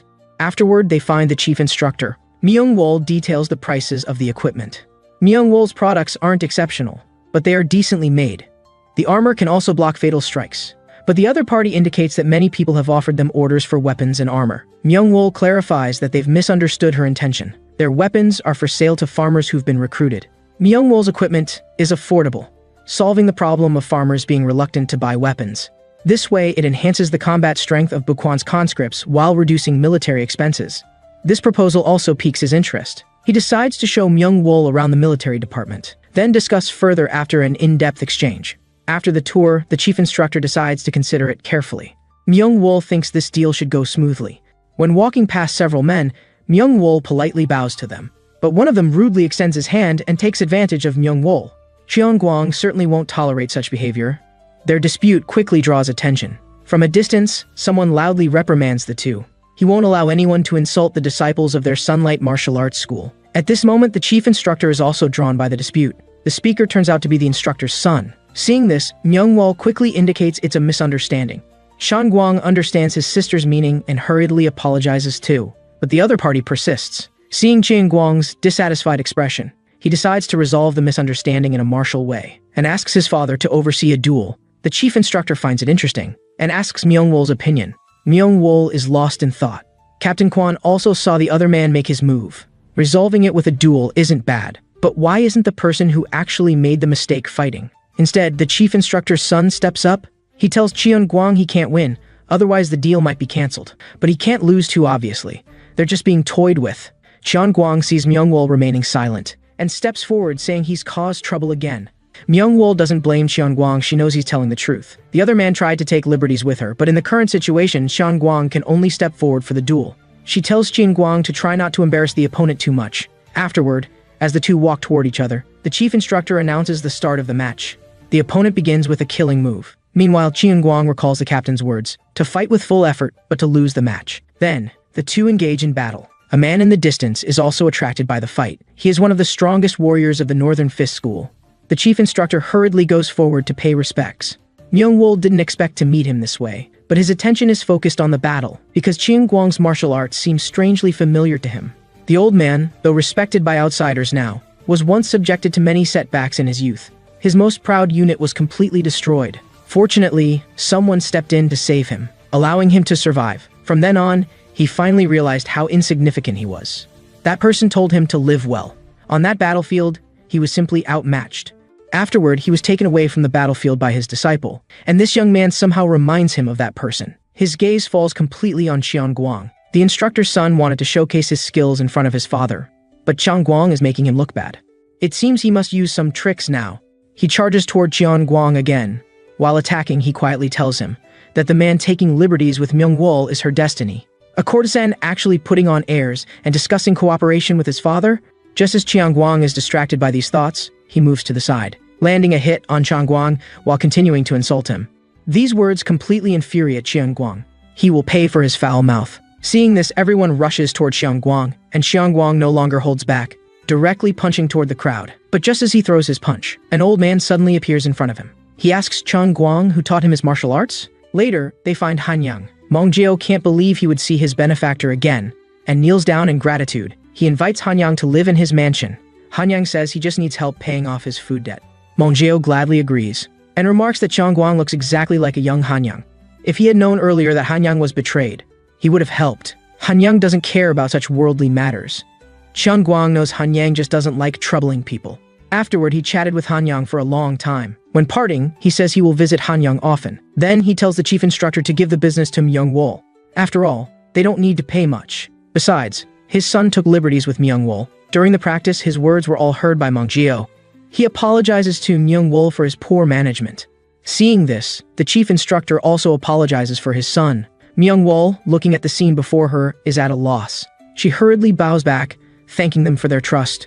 This is the first time in Myung-wol's life she has been treated this way. Before, people always had hidden motives, but for the first time, she doesn't feel the need to be subservient. Cheon-gwang, watching his sister, doesn't know what to say. A few days later, Cheon-gwang and Ah-jung practice as usual. Cheon-gwang tells Ah-jung what happened. He thought he was going to cause trouble for his sister again. Unexpectedly, Hanyang helped. Ah-jung is surprised that Cheon-gwang doesn't know about the 5 kings of the warring states. On the battlefield, Cheon-gwang can't remember those titles. Who knows when they might be eliminated by others? At this moment, Ejung suddenly realizes they are so close. She becomes extremely embarrassed and with one attack sends Guang flying. Meanwhile, the deputy captain asks Captain Quan to help check the loading. He didn't know Captain Quan could write. Captain Quan says knowing how to read and write helps one survive longer on the battlefield. At the same time, Myung-wol tells Manji to ensure the blacksmiths deliver on time. If manpower is insufficient, add more people. They must be fully prepared. A few days later, the chief instructor comes to inspect the goods. He thanks Myung-wol's trading company for preparing so quickly. The southern front has suddenly become tense, and these supplies are urgently needed. The chief instructor hopes the first cooperation will be done with full effort, because the captain there hates it when people make mistakes. That was before they were known as the Five Kings of the Warring States. Their first joint battle was against an army of 500,000. In that era of barbarian invasion, they were trained from childhood in warfare, numbering up to 1 million. They divided into 2 routes, heading straight for the capital. Everyone in the imperial palace advised the emperor to give up resistance. A young strategist came up with a plan, inviting 5 people to fight one route of barbarians: the sword saint, Won-gyun, the war hero, Gubu, the fearsome lady, Gayonga, the forbidden arts master, Cha-gui, the Hell's Buddha, Hanyang. Their participation completely changed the tide of battle. Qian Guang asks Hanyang if what Ajung said is true. Hanyang says he's forgotten the exact numbers. Plus, their sects also participated in the battle. After defeating the Huns, the emperor's authority gradually waned. More and more people claimed to be kings. Qian Guang asks how Ajung knows so much detail. Hanyang tells Qian Guang that it's her family history. One of the 5 kings was Ajung's grandfather. But that person has a peculiar personality. Before Hanyang could finish, Ajung leaves. Hanyang suspects he said something wrong. Meanwhile, the chief instructor plans to send his son to Shaolin to cultivate his character, then apologizes to Myung-wol again. Myung-wol says after she leaves, her friend will be at the association. She then introduces her friend to the chief instructor. Perhaps out of professional habit, her friend rushes toward him saying some ambiguous words. Realizing her mistake, she immediately apologizes. At night, Myung-wol sits on her bed. All her savings have been completely used up. She is finally starting to make money. A few days later, the supply convoy has been traveling for a long time. Due to the large amount of supplies, they can only use ox carts for transport. This also makes their journey slow. Of course, the large amount of goods would also attract others' envy. And this situation isn't the first time they've encountered it. But Qian Guang's attacks prevent thieves from getting near the goods. With Qian Guang present, they haven't suffered any losses. They have been marching for a month. Myung-wol, as the president, is personally leading the team. She tells Manji to go to the destination first to report. They will arrive soon. In the military camp, the chief captain says he really hates people who are late. Manji explains that the convoy will arrive in 1 day. But the other only says, I understand. During the march, Qian Guang notices something. He tells the deputy captain to protect Myung-wol well. Then he spots several people in the distance. They are bullying a woman. Seeing they are all enemies, he prepares to act, then instantly charges into the crowd. Several people see they are no match for him, and try to distract Qian Guang's attention, while others rush toward the woman. But they don't even get the chance to approach her before being knocked off the cliff by the woman. After dealing with 2 men, Qian Guang sees the woman standing at the edge of the cliff. The woman says nothing, just bows in gratitude, then jumps off, leaving Qian Guang at a loss. The next day, Myung-wol arrives at the military camp. The soldiers are all attracted by Myung-wol's beauty. The chief captain says he hates it most when supplies don't match. Myung-wol says they prepared more than expected. The chief captain responds, I understand. Someone explains, the captain always says unacceptable, then says I understand. At this time, a subordinate reports that the river dispute has begun. He also invites Myung-wol to see the front line. Myung-wol feels refusing would be impolite, so she agrees. On the battlefield, blood has dyed the river red. This is also Myung-wol's first time seeing war, although she has experienced much life and death since childhood. Facing thousands of deaths, she still feels uncomfortable. Under the chief captain's command, these people can only charge one after another. The battlefield also fully exposes the ugliness of human nature. She will often see such things in the future. As the head of the trading company, she can't be looked down upon. Just as Myung-wol is trying hard to control herself, Qian Guang steps forward and holds her hand. He tells Myung-wol that fear is inevitable, but he won't let Myung-wol fall. If she feels sick, just look at the sky. He will always protect Myung-wol. Just then, a figure appears in the sky.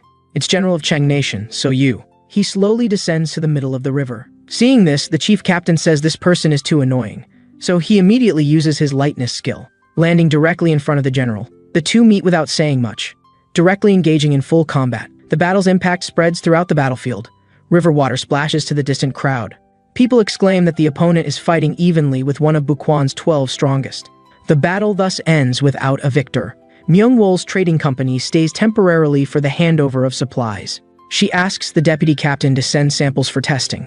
When they enter, they are attracted by the high-grade weapons on the shelves. The deputy captain accidentally knocks over a cup, wetting the papers on the table. Guards hear sounds in the tent and tell them to leave immediately. Everyone hurriedly takes the papers out, planning to return them once they dry. Elsewhere, Manji sighs at the horror of war. He asks Cheon-gwang about his first battlefield experience. Cheon-gwang says the first time he was fortunately pinned down by corpses, not killed, but he was so scared he didn't dare move. Even years later, the fear hasn't subsided. Later, he was noticed by Tae-ho, who trained him, training specifically to ambush warriors. He worked hard to survive in order to see his family. Manji envies the feeling of having relatives. Cheon-gwang says they already consider Manji family, although he once caused Cheon-gwang to be mistaken for a thief. At this time, Myung-wol walks out from the tent. She wants to check the supplies one last time. Cheon-gwang wants to go with Myung-wol. Surprisingly, Myung-wol agrees to his request. Afterward, they go to inquire about the supply verification results, but the verification results still need some time, so they walk out of the camp to wait. Wordless on the way, Myung-wol recalls her earlier mention of pain. That might prevent her from opening up to her brother. Cheon-gwang suggests they head back, as they've gone too far from the camp. Just then, they notice lights in the distance. Two people are discussing something. As Cheon-gwang and Myung-wol listen to their conversation, it's the chief captain and the enemy general. The chief captain is actually telling the other side to ambush his own troops. At this moment, they also discover someone eavesdropping in the distance. Although they didn't make any sound, the chief captain senses their presence. The brother guesses they don't know there are two of them. So, he takes off his trading company uniform. The two don't know how much he heard, but they definitely won't let him leave. Cheon-gwang pretends to be one of their soldiers. Questioning the chief captain about why he chose to betray them, the chief captain is unconcerned. The reason is simple, because he wants more power and wealth. While they're talking, two people rush toward Cheon-gwang. Cheon-gwang knows they haven't discovered Myung-wol, so he releases energy pressure to cover his sister's presence. Then, he punches directly at the enemy. Seeing the power of his attack, the two realize he's not from their troops, and by now, Cheon-gwang has already dealt with the underlings. Seeing this, General So-yu prepares to personally step in, but is stopped by the chief captain, who says he'll handle it. He walks toward Cheon-gwang, asking who he really is. Cheon-gwang only says he is just a war slave. The captain, seeing Cheon-gwang wants to die nameless, prepares to grant his wish. Cheon-gwang leaps forward with force, launching an attack at the chief captain.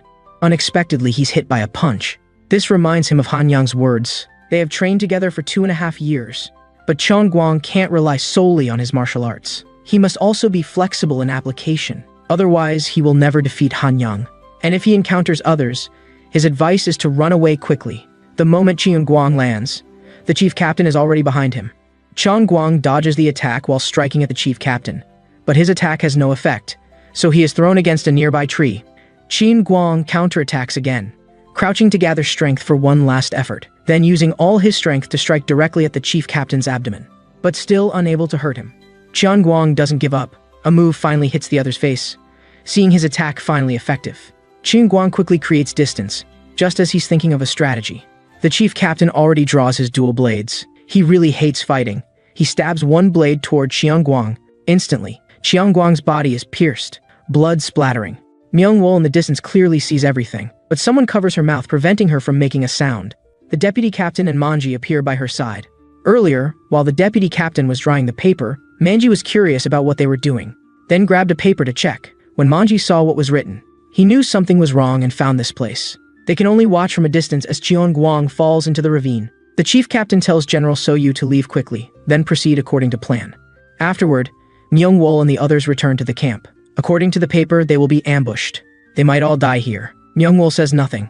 She keeps thinking about how Cheon-gwang protected her earlier, her mind filled with images of Cheon-gwang being injured. Now she has no idea what to do. Meanwhile, Cheon-gwang thinks he's in heaven. He remembers being stabbed and falling off the cliff. Now his body feels as heavy as iron. Suddenly, a man appears before him. It's his deceased father. After leaving home as a child, he never saw his father again. He desperately expresses his regret to his father. If he hadn't left home casually, his father wouldn't have died that way. But his father only says one thing to him. Please take care of his sister Myung-wol. Then, he wakes from the dream. A foreigner named Make-young appears before him. He hurriedly calls for others. Cheon-gwang struggles to ask where he is. An old woman approaches. She's called Noah. They found Cheon-gwang by the river. At that time, she was eating delicious meatballs and discovered the dying Cheon-gwang. Thinking he couldn't survive, but the internal energy in his body was helping him stop the bleeding. Afterward, the old woman brought him back.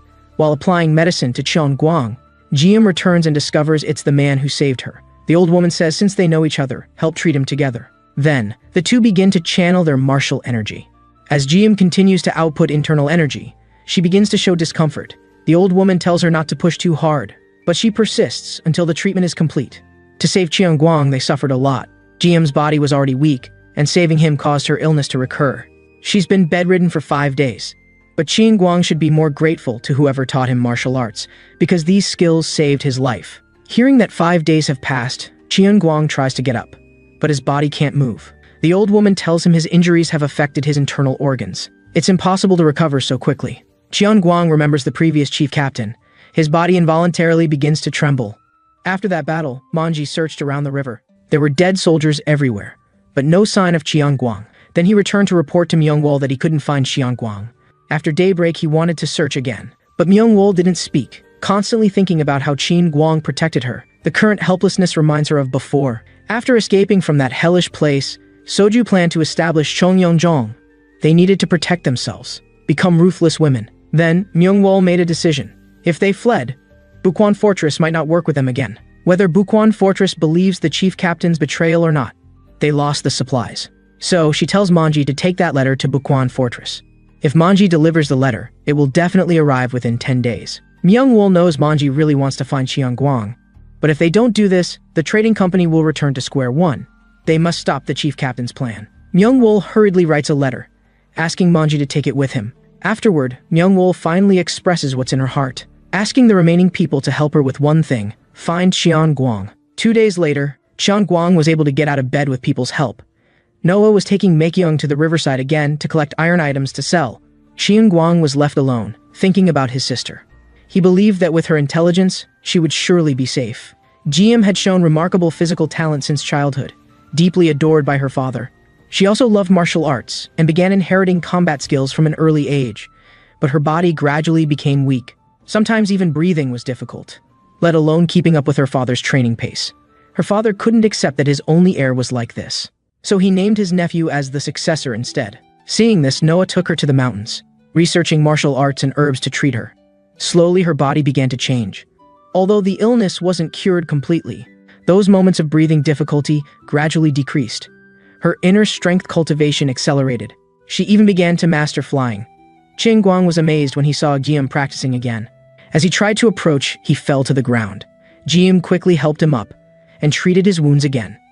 Qian Guang praised Jiam for being impressive, saying that though he had seen people walking in the sky before, seeing it up close still felt magical.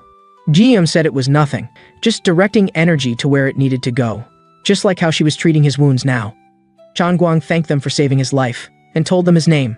Hearing this, Jiam introduced herself, then asked Qian Guang how he got such severe injuries. Qian Guang told her what happened. Jiam envied having a brother like him. They promised to heal Qian Guang quickly so he could search for his sister. Qian Guang asked her if he could learn to fly like she did. Jiam said she could teach Qian Guang the secrets of this martial art. In the military camp, someone was moving swiftly. He had just received intelligence when he noticed a light in the distance. He wondered why there was such a bright place in the camp. It turned out to be Myungwol bathing. Though Myungwol was beautiful, he needed to quickly deliver the intelligence. But Myungwol's attractive figure made him take another look. At that moment, the vice captain appeared behind him. Myungwol bathed every day, waiting for just such an opportunity. She discovered a secret letter on the man, learning that the enemy's sneak attack would happen in 7 days. She told the vice captain to deal with this man and returned to her tent. The next day, while the chief captain and others were studying battle strategies, Myungwol brought her people to request an audience. On the surface, she was thanking the chief captain for letting them rest well, but her real purpose was to see which commanders could be persuaded. If she could convince half of them, they could prevent the sneak attack. Most importantly, she wanted to check if the vice captain had betrayed them. He was the key to stopping the attack. Meanwhile, Qian Guang was still receiving treatment.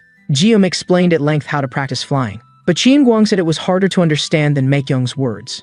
Learning with Hanyang wasn't this difficult. Jiam explained that energy training was about absorbing the surrounding energy. Qian Guang still found it confusing. At this point, Noah appeared and told them flying wasn't that easy, since Jiam had exceptional talent. If not for her physical condition, she would certainly be famous throughout the world. Noah hadn't expected the man who taught Qian Guang to still be alive. They had crossed paths a few times long ago. In that war-torn era, they didn't fight because of any hatred. Looking at Guang and Jiam, Noah thought about how fate was truly mysterious. They were part of an intelligence group, the secretive team of 5, following their master through numerous campaigns for years. Having never failed, they waited in the cave for 2 days. They didn't know that the 4th member had been caught peeping at someone bathing. Just as they were wondering why the 4th member hadn't returned, movement on the opposite bank of the river caught their attention. Myungwol's merchant group had come looking for Guang. They were nervous, having never seen foreigners before. After difficult communication, they met with Guang. When they learned Myungwol wasn't in danger, Guang finally felt relieved. Then they told Guang about Myungwol's plan. At this moment, Jiam noticed a change in Guang. The energy flow in his body was much stronger than before. This made Jiam very pleased. Meanwhile, the secret team had also followed them here. One member immediately returned to headquarters to report to their master. General So Yu felt their secret report had been intercepted. He decided to use verbal communication in the future, and gave a token to his subordinate to prevent suspicion. The next day, everyone was helping Noah process herbs. Guang was still practicing energy cultivation with Jiam. He could now gather energy in his dantian. The next step was to condense and move the energy. This was the basics of Jiam's family martial arts. Guang thought it sounded simple, but couldn't do it when he tried. He felt Guillaume was even worse at teaching than Hanyang. Noah watched the two. It had been a long time since she saw Guillaume smile like that. Seeing everyone had worked hard all day, Noah specially made sleep incense to help everyone sleep soundly. Then she walked out alone, asking the 3 people in the distance why they had come. She realized they had been watching them for several days. She decided to subdue them before questioning their purpose. The 3 had no choice but to fight together, but their blades couldn't touch her. It was as if an invisible force deflected their attacks. The next moment, the 3 attackers were forced to attack each other. The 3 were no match for Noah and fell into the water, leaving only Noah floating above the river. The leader suddenly burst out of the water, but was firmly grabbed by the neck. Noah knew he was the leader of the 3 and directly asked their purpose. But several sword energies separated the 2. General So Yu wouldn't let her kill his loyal hawks. He never expected the old master of the Jiam family to be hiding in such a place. As a child, he had once seen the Jiam family master with his father. He never thought he would see her again at the edge of a battlefield. Heaven truly favored the So family. Noah found it laughable and charged at him first. In the house, Guang was awakened by Jiam.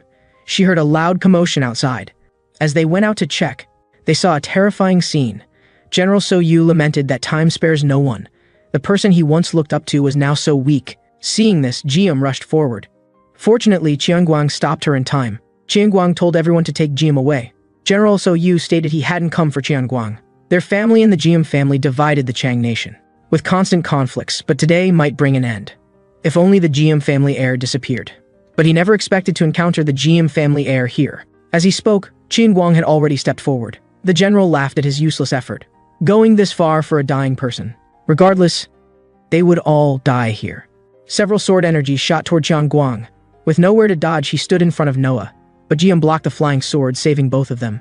Jiam lightly tapped her foot, caught the flying weapons with her bare hands, and then threw all the weapons into the water. The general was surprised. Rumors couldn't be fully trusted. Then he directly attacked everyone with exploding seawater, but Jiam returned all attacks back to him. Noah told everyone that their martial arts focused on healing. Although they could block damage, they would soon be defeated. But seeing the two fighting fiercely, Noah said that given Guillaume's exceptional talent, she could still hold her own against the general for a few rounds. At this point, General So Yu had been hit by flying rocks. In his anger, his attacks became more fierce. Noah saw Guillaume was in trouble, and told them to quickly take her to the medicine room. Then she asked Mek Young to take out medicine brought from abroad, and asked someone else to bring over a medicine jar to apply to Guang's wound. This medicine could temporarily stop bleeding and numb pain. Then Noah had Guang drink some medicine. Although diluted into liquid, this medicine couldn't be consumed in large amounts. At this moment, a figure crashed through the house from outside. It was General So Yu falling from the sky. He couldn't believe that a frail girl had such power. He couldn't let Jiam live, or she would become a threat to his family. A sky full of sword shadows flew towards Jiam. As the smoke cleared, Jiam had blocked all attacks. The general appeared behind her simultaneously. The blade attacked again. Jiam nimbly dodged, and then took the upper hand. But she collapsed due to her body's limitations. The general couldn't tolerate this humiliation, raising his sword to eliminate Jiam. At the critical moment, Guang arrived just in time. His eyes were bloodshot, and he pinned the general to the ground. Just before, Noah had Mek Young tie them together. Then their energy was fused. Noah would maximize the drug's effect. She told Guang to temporarily forget fear. Countless fist shadows fell on the general. At this moment, a sword light flew towards Guang, but it was blocked by Noah. She told Guang not to be afraid. She would help block sword attacks. Guang just needed to focus on attacking. Just when Guang thought he was going to be stabbed, Noah blocked the sword. Guang had no more concerns and attacked with full force. General So's counterattacks couldn't get near Guang. Now it was completely one-sided with Guang attacking. At this moment, numerous smoke bombs exploded. With limited visibility, Noah told Guang not to move. Meanwhile, the general's subordinates came to his side, urging him to retreat temporarily. But with the enemy right before him, he didn't want to give up. So he charged towards Guang. Guang moved to block him immediately, but was firmly held back by the general's subordinates. As he struggled to break free, everything was already decided, so Yu stabbed his sword towards Guang. They could only watch everything happen. To ensure the general's safe departure, his subordinates wouldn't let go even at the cost of their lives, leaving everyone in mourning. Looking at the tragedy before them, Guang didn't know what to say. At this moment, shouts came from the distance. The surprise attack had begun. Noah told Guang to quickly return to the camp. Guang would want him to save his sister. Hearing this, Guang bowed deeply in gratitude and expressed his apologies to her. Meanwhile, the military camp was already ablaze. The two armies were engaged in battle. Soldiers were looking for officers to command, but they didn't know that those in charge had been knocked down. The chief captain hadn't expected that a woman would overhear his plans and persuade many officers to stop him. This would affect his future status in the enemy country. So, Myung-wol must die here. Just earlier, the chief captain had received a verbal message. Due to the exposed plan, the sneak attack was moved up. No matter how the chief captain arranged things, it would begin at between 3 and 5 o'clock very early in the morning. The chief captain hated being ordered around. He was nobody's subordinate. Then, the chief captain ordered his soldiers to distribute wine and food to reward them for several days of battle. At the same time, the vice captain came to Myung-wol's tent. Most of the officers had already gathered there. The vice captain hoped everyone would give him a satisfactory explanation. Myung-wol told the vice captain the situation. Manji's letter should have been sent to headquarters. They just needed to prepare in advance to disrupt the chief captain's plan. But they didn't know the sneak attack plan had been moved up. Countless fire arrows were already being shot. Then, the camp was invaded by the enemy. The chief captain also appeared before Myung-wol and the others. The officers were no match for him. In an instant, only Myung-wol remained. Just as the chief captain was about to finish Myung-wol, the vice captain blocked his attack. He still couldn't believe the chief captain would betray them. The role model for all of them. Why would he defect to the enemy? He would rather believe Myung-wol's words were lies. The chief captain wasn't satisfied with his current power. He needed more. He admired Myung-wol's eloquence, turning his loyal subordinates against him. Just as the vice captain was being defeated, numerous ropes entangled the chief captain. Myung-wol told the chief captain they had prepared a small force in advance to prevent today's events. Then the prepared archers appeared.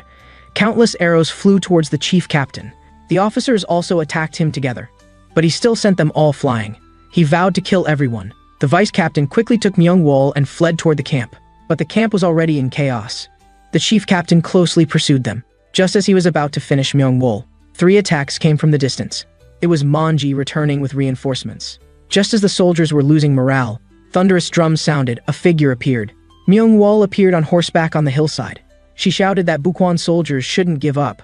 Their families were still waiting for them to return home. She encouraged everyone to unite. Only by fighting bravely with her could they return to their homeland. Then, she rode her horse, leading everyone forward. Seeing the vice captain's sword, the soldiers immediately found direction, following Myung-wol to charge at the enemy. It turned out that just now 2 people had rescued Myung-wol. They charged directly at the chief captain. The 2 coordinated perfectly, one near and one far. In an instant, the 3 were in a chaotic battle. In the distance, Manji told Myung-wol and the 2 that the chief captain's betrayal was already known to the Bukwan minister. Because troops needed to be dispatched, they first sent Juhyang, who had the best lightness skill, and Yuang-gu, the most talented disciple of the light sword. The vice captain told the 2 that the camp was already in chaos. Without officers' command, the soldiers would soon be defeated by the enemy. Myung-wol didn't want to wait passively. She wanted to stall until the reinforcements arrived. Then they went to a conspicuous location.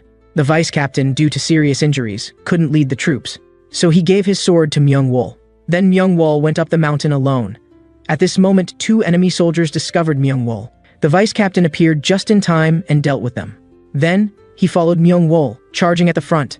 Meanwhile, as the 3 were locked in a difficult battle, countless arrows suddenly flew towards the 2 from the distance. It was the enemy's reinforcements coming. Taking advantage of this chaos, the chief captain left. Seeing this, the two prepared to eliminate these enemies first. But the battle situation elsewhere attracted their attention. Seeing Myung-wol had gathered the soldiers together, they admired Myung-wol's courage. But without combat experience, she could easily be killed. So, Ju-hyang told Yeong-gu to go support Myung-wol. On a hillside, General So's younger brother arrived with troops. He also noticed Myung-wol's movements and aimed his bow at her.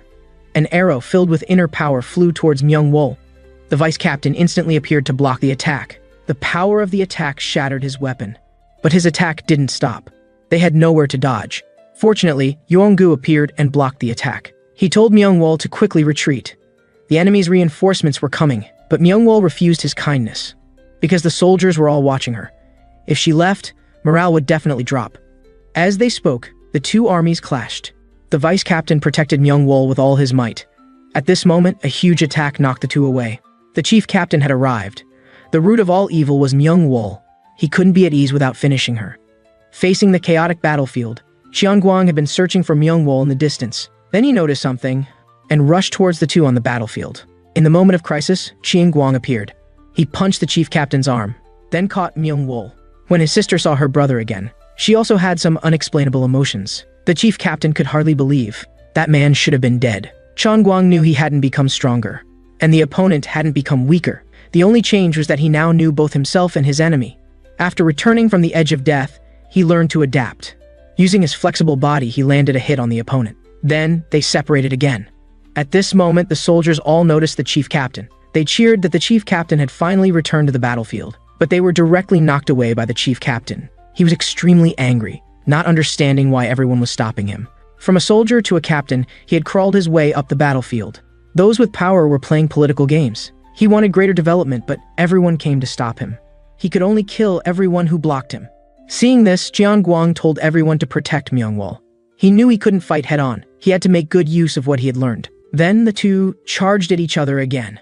Cheon-gwang directed energy to his dantian, then sent energy to where he needed it.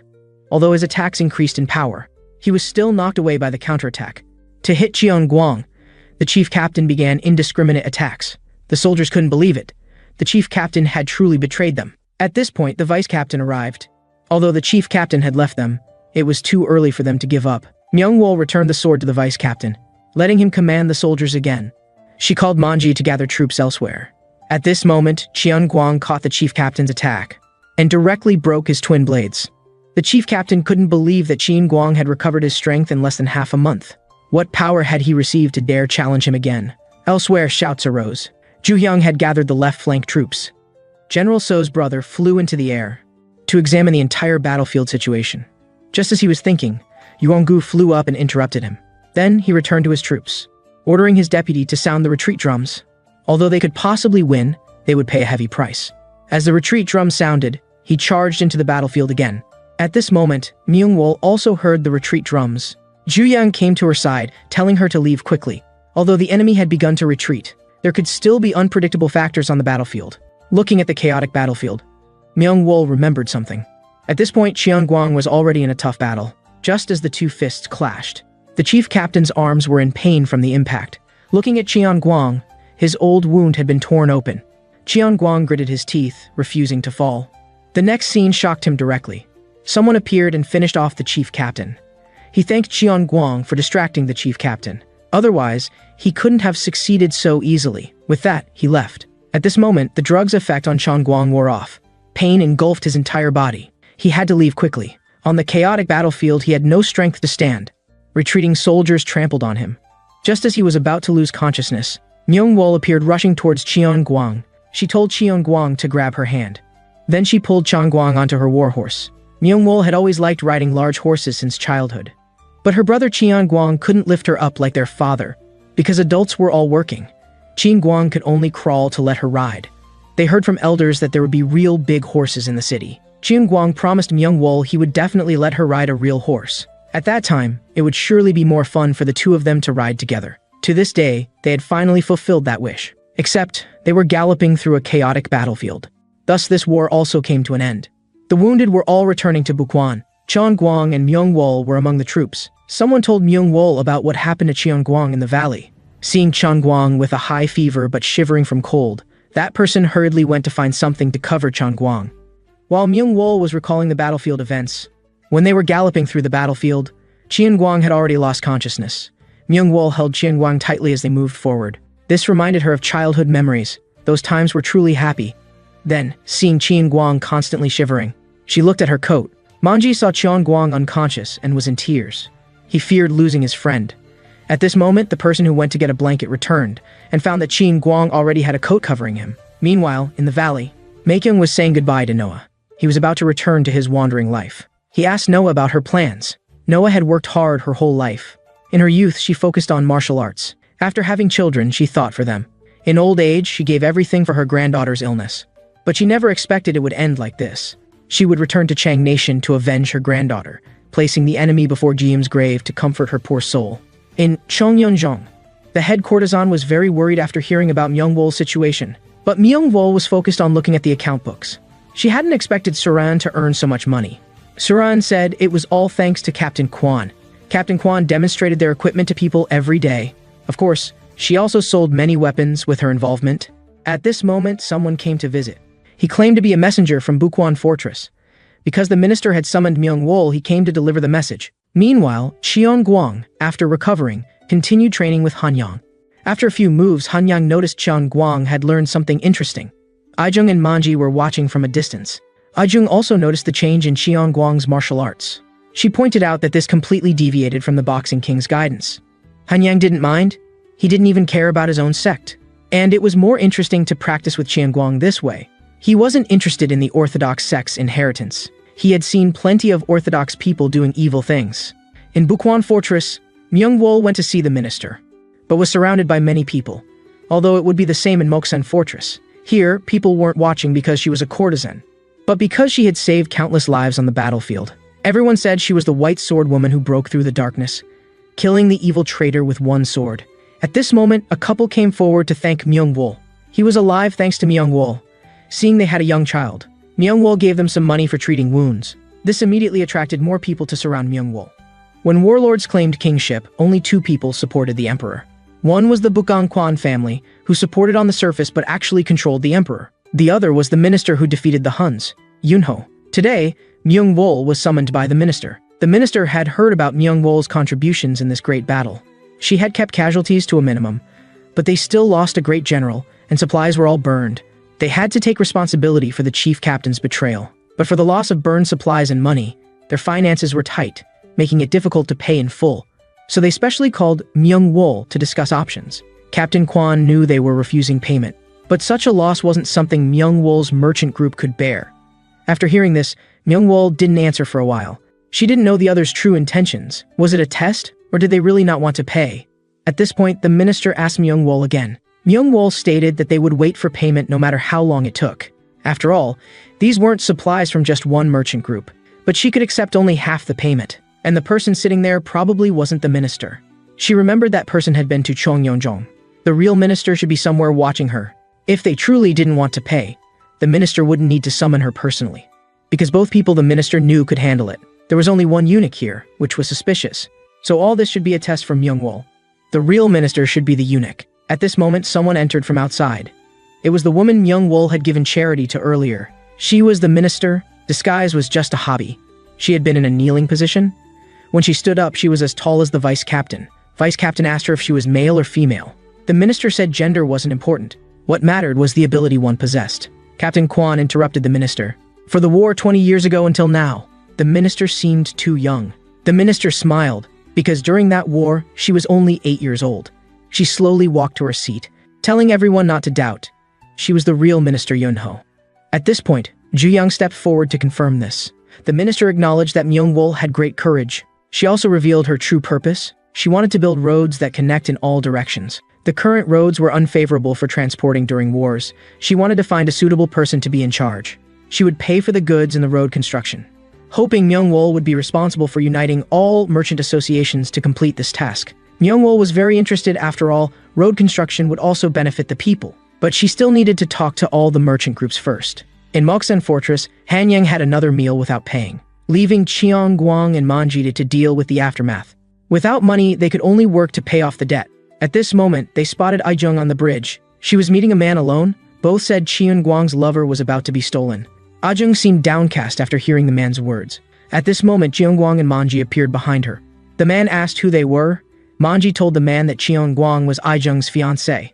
The man was shocked to hear this, seeing that Aijung didn't refute, and her cheeks flushed red.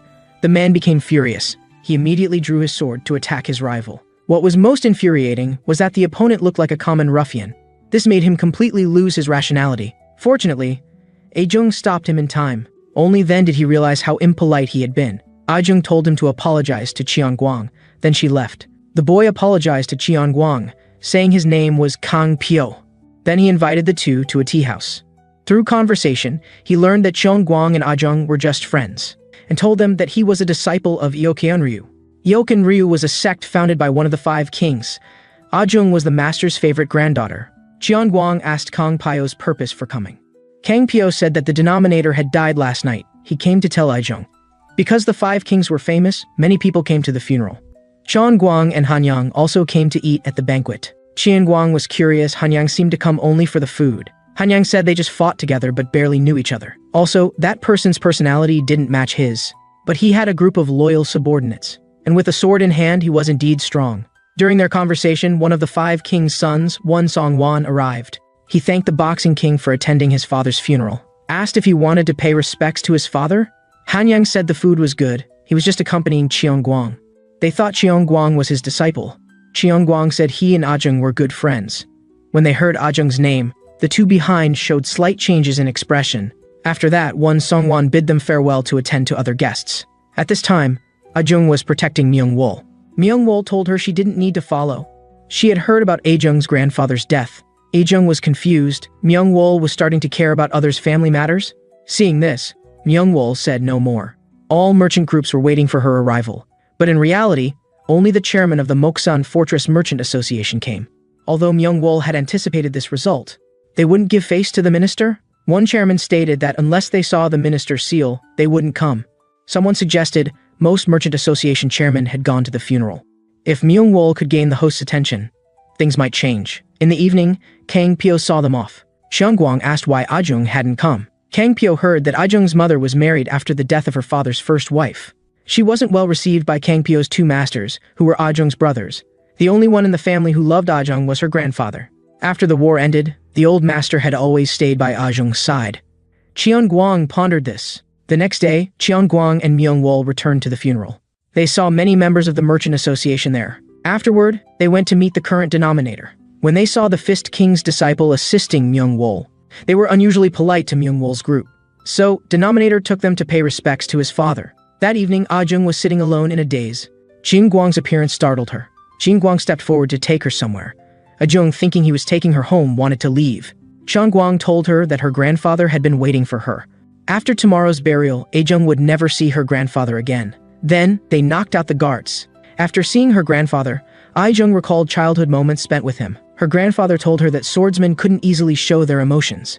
That would affect a swordsman's path of justice. But when she saw her grandfather's wounds, she believed he hadn't died from illness at all. Aijung was born into a sword family and was beloved by her grandfather.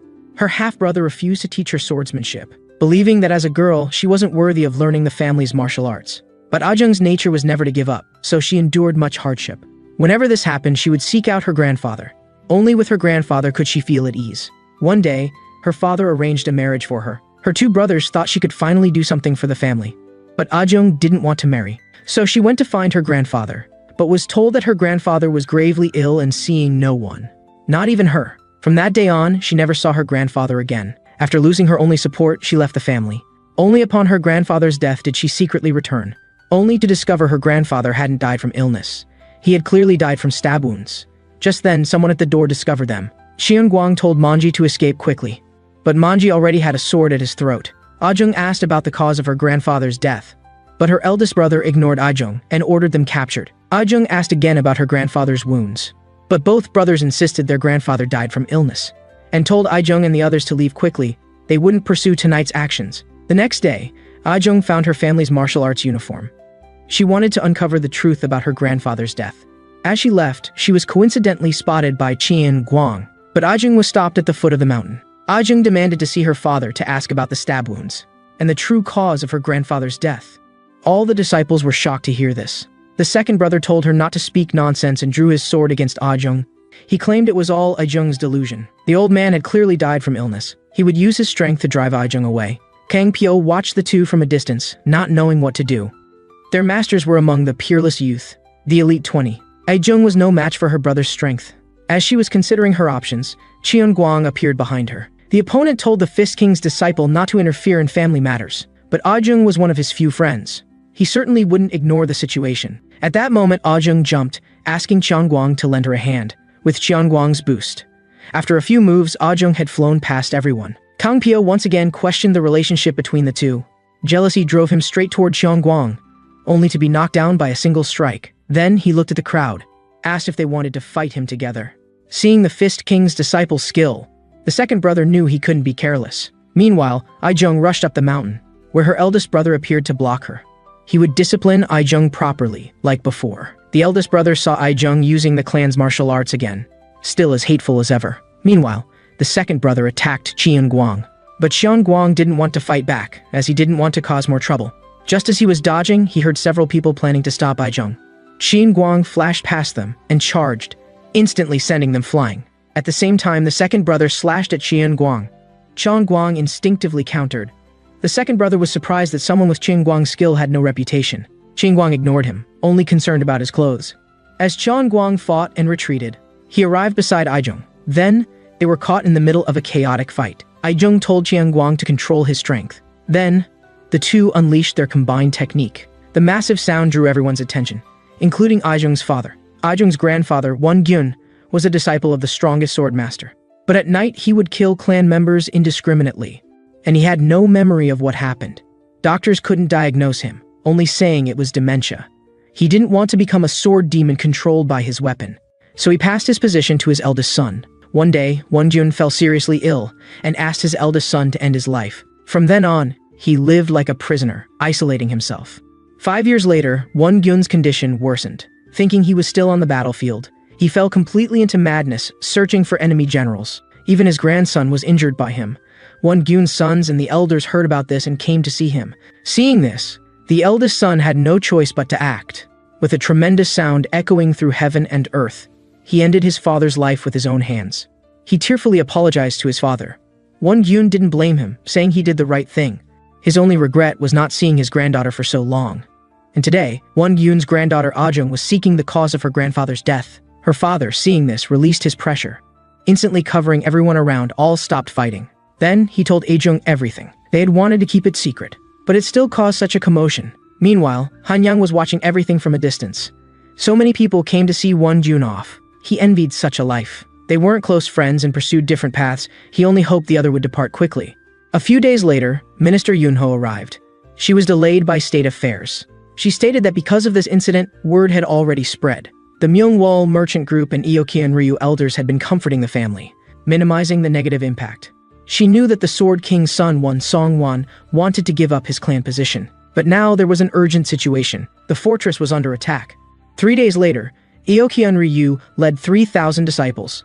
600 ox carts of supplies headed to the fortress. The Myungwol merchant group also joined as escorts. This time, they were led by former deputy captain Ban Ojiang. Cheon Guang had other ideas. Seeing everyone leaving, Cheon Guang, seeing Myungwol wasn't going, wanted to stay too. But Myungwol told Cheon Guang to follow orders, and to return quickly and stay safe. At this moment, Hanyang suddenly appeared. He heard Cheon Guang was going to the battlefield again, wanted to accompany him, feeling uneasy after seeing the Sword King. Besides, he also wanted to see old acquaintances. Meanwhile, the Eokian Ryu elder gathered all merchant groups, bringing Myungwol along. People were displeased to see her. For profit, Myungwol had to handle this matter well. At this time, the battlefield was in chaos. Under the enemy general's attack, several groups were gradually losing ground. The wall was about to fall. Seeing this, Won Songwan personally took action. With one move, he forced back 2 enemies. Then, he instantly appeared behind them, knocking them to the ground. He raised his sword, telling everyone not to give up. Victory would be with them. With his joining, the entire battlefield changed. Allied soldiers' morale soared as they counterattacked. Just then, countless attacks swept across the battlefield. A figure descended from the sky, attacking the position. He recognized the opponent as the Sword King Won Gyun's son. because he was also known as one of the five kings, Gubu. As the two were discussing the Sword King, Hanyang interrupted them. In their youth, they fought enemies together on the battlefield. One known as the Fist King, one known as the Spear God. After a long time, they met again. The Spear God directly attacked the other. Hanyang easily blocked the attack. Gubu was surprised that his opponent's strength hadn't diminished at all. He had never seen Hanyang's ageless technique before, and he still maintained his prime fighting power. Gubu wondered why Hanyang, who had no interest in war, had come here. Hanyang said he came to see old acquaintances. Afterward, the two left the battlefield directly, leaving everyone wondering what happened. That night, in the camp outside the city, they wondered if Gubu would ally with the Fist King. Won Songwan denied their idea. At this time, a messenger reported, Gubu's son Samarak was leading troops from the rear. After the war years ago, his son married into the royal family, all to accumulate his own power. Now, caught between attackers, they faced almost certain death. Meanwhile, in Bukwan City, the minister also received intelligence. She decided to gather the most elite troops. When Gubu's son attacked from both sides, they would raid Gubu's son's city. This important task was given to Zhuhyang's most valued disciple. They led 1,500 men and left overnight. Reportedly, they were positioning forces behind the supply team to prevent supplies from being captured by enemies. When Samarak arrived with 10,000 troops, they had already set up. Samarak saw this and knew his father's plan had been leaked. But none of that mattered before absolute strength. Everything they did was in vain. Meanwhile, Gubu questioned Hanyang's purpose for coming. It didn't seem as simple as visiting him. Hanyang simply complained about the lack of good food. Gubu finally understood Hanyang's secret to rejuvenation. Constant muscle exercise, then continuous energy replenishment. But this might have other side effects. At this point, Hanyang told him his disciple was in the supply team. Gubu thought it was his former apprentice. Hanyang was imprisoned for 10 years and could still endure without seeking revenge? Maintaining his strength for what? Hanyang had said everything he wanted to say. He wasn't interested in the war. If the other side won, they would continue to dine together. Then Hanyang left. At this time behind the fortress, the two armies had engaged. Subordinates reported that fighting had begun behind Won Songwan. While Gubu was leading troops to the front, Samarak killed enemies first, unstoppable. The brothers knew the enemy's strength, prepared to join forces against him. But they weren't even on the opponent's radar. Samarak mocked the two for focusing on him, completely neglecting their rear. A group appeared from the mountain, heading straight for the supply convoy.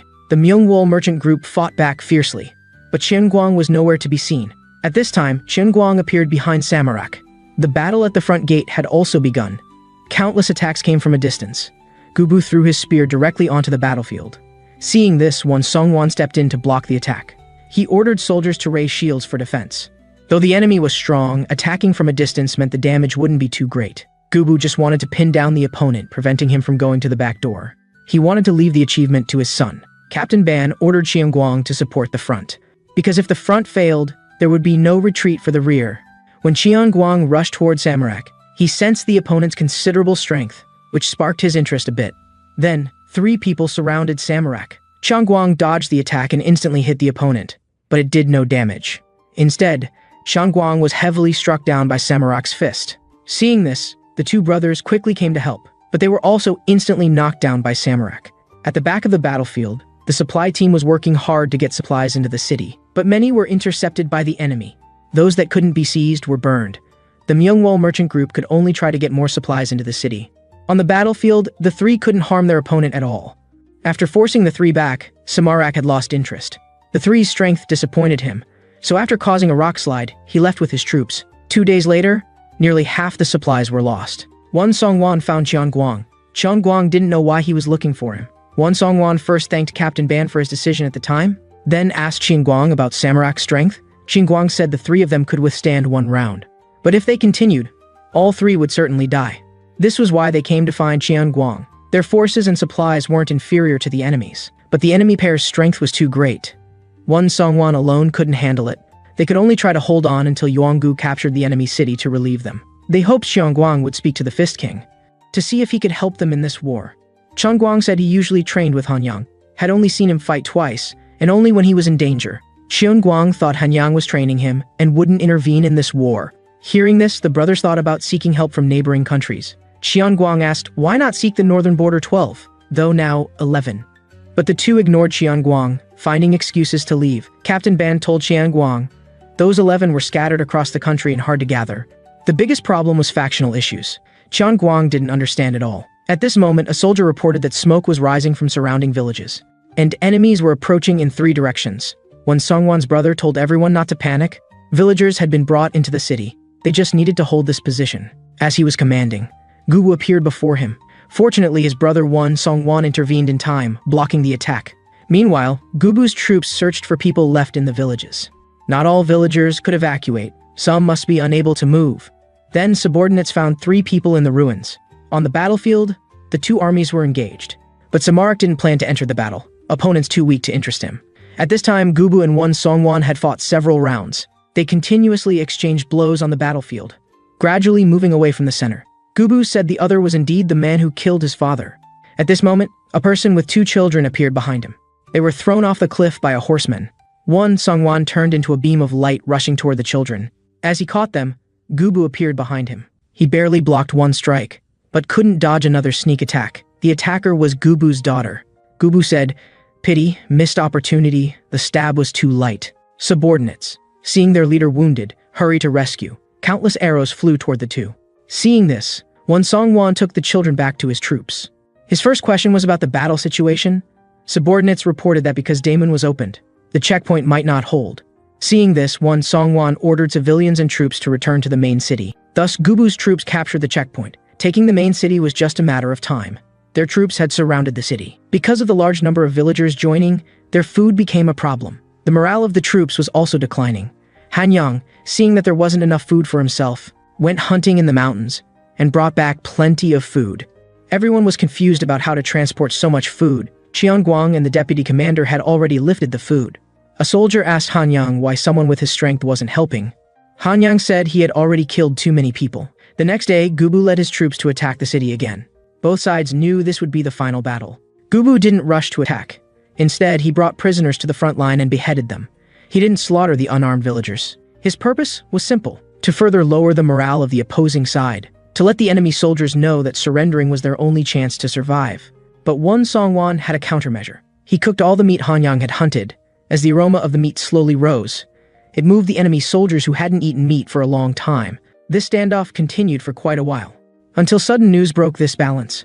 Small county city had fallen, the governor surrendered, and Yongu occupied it.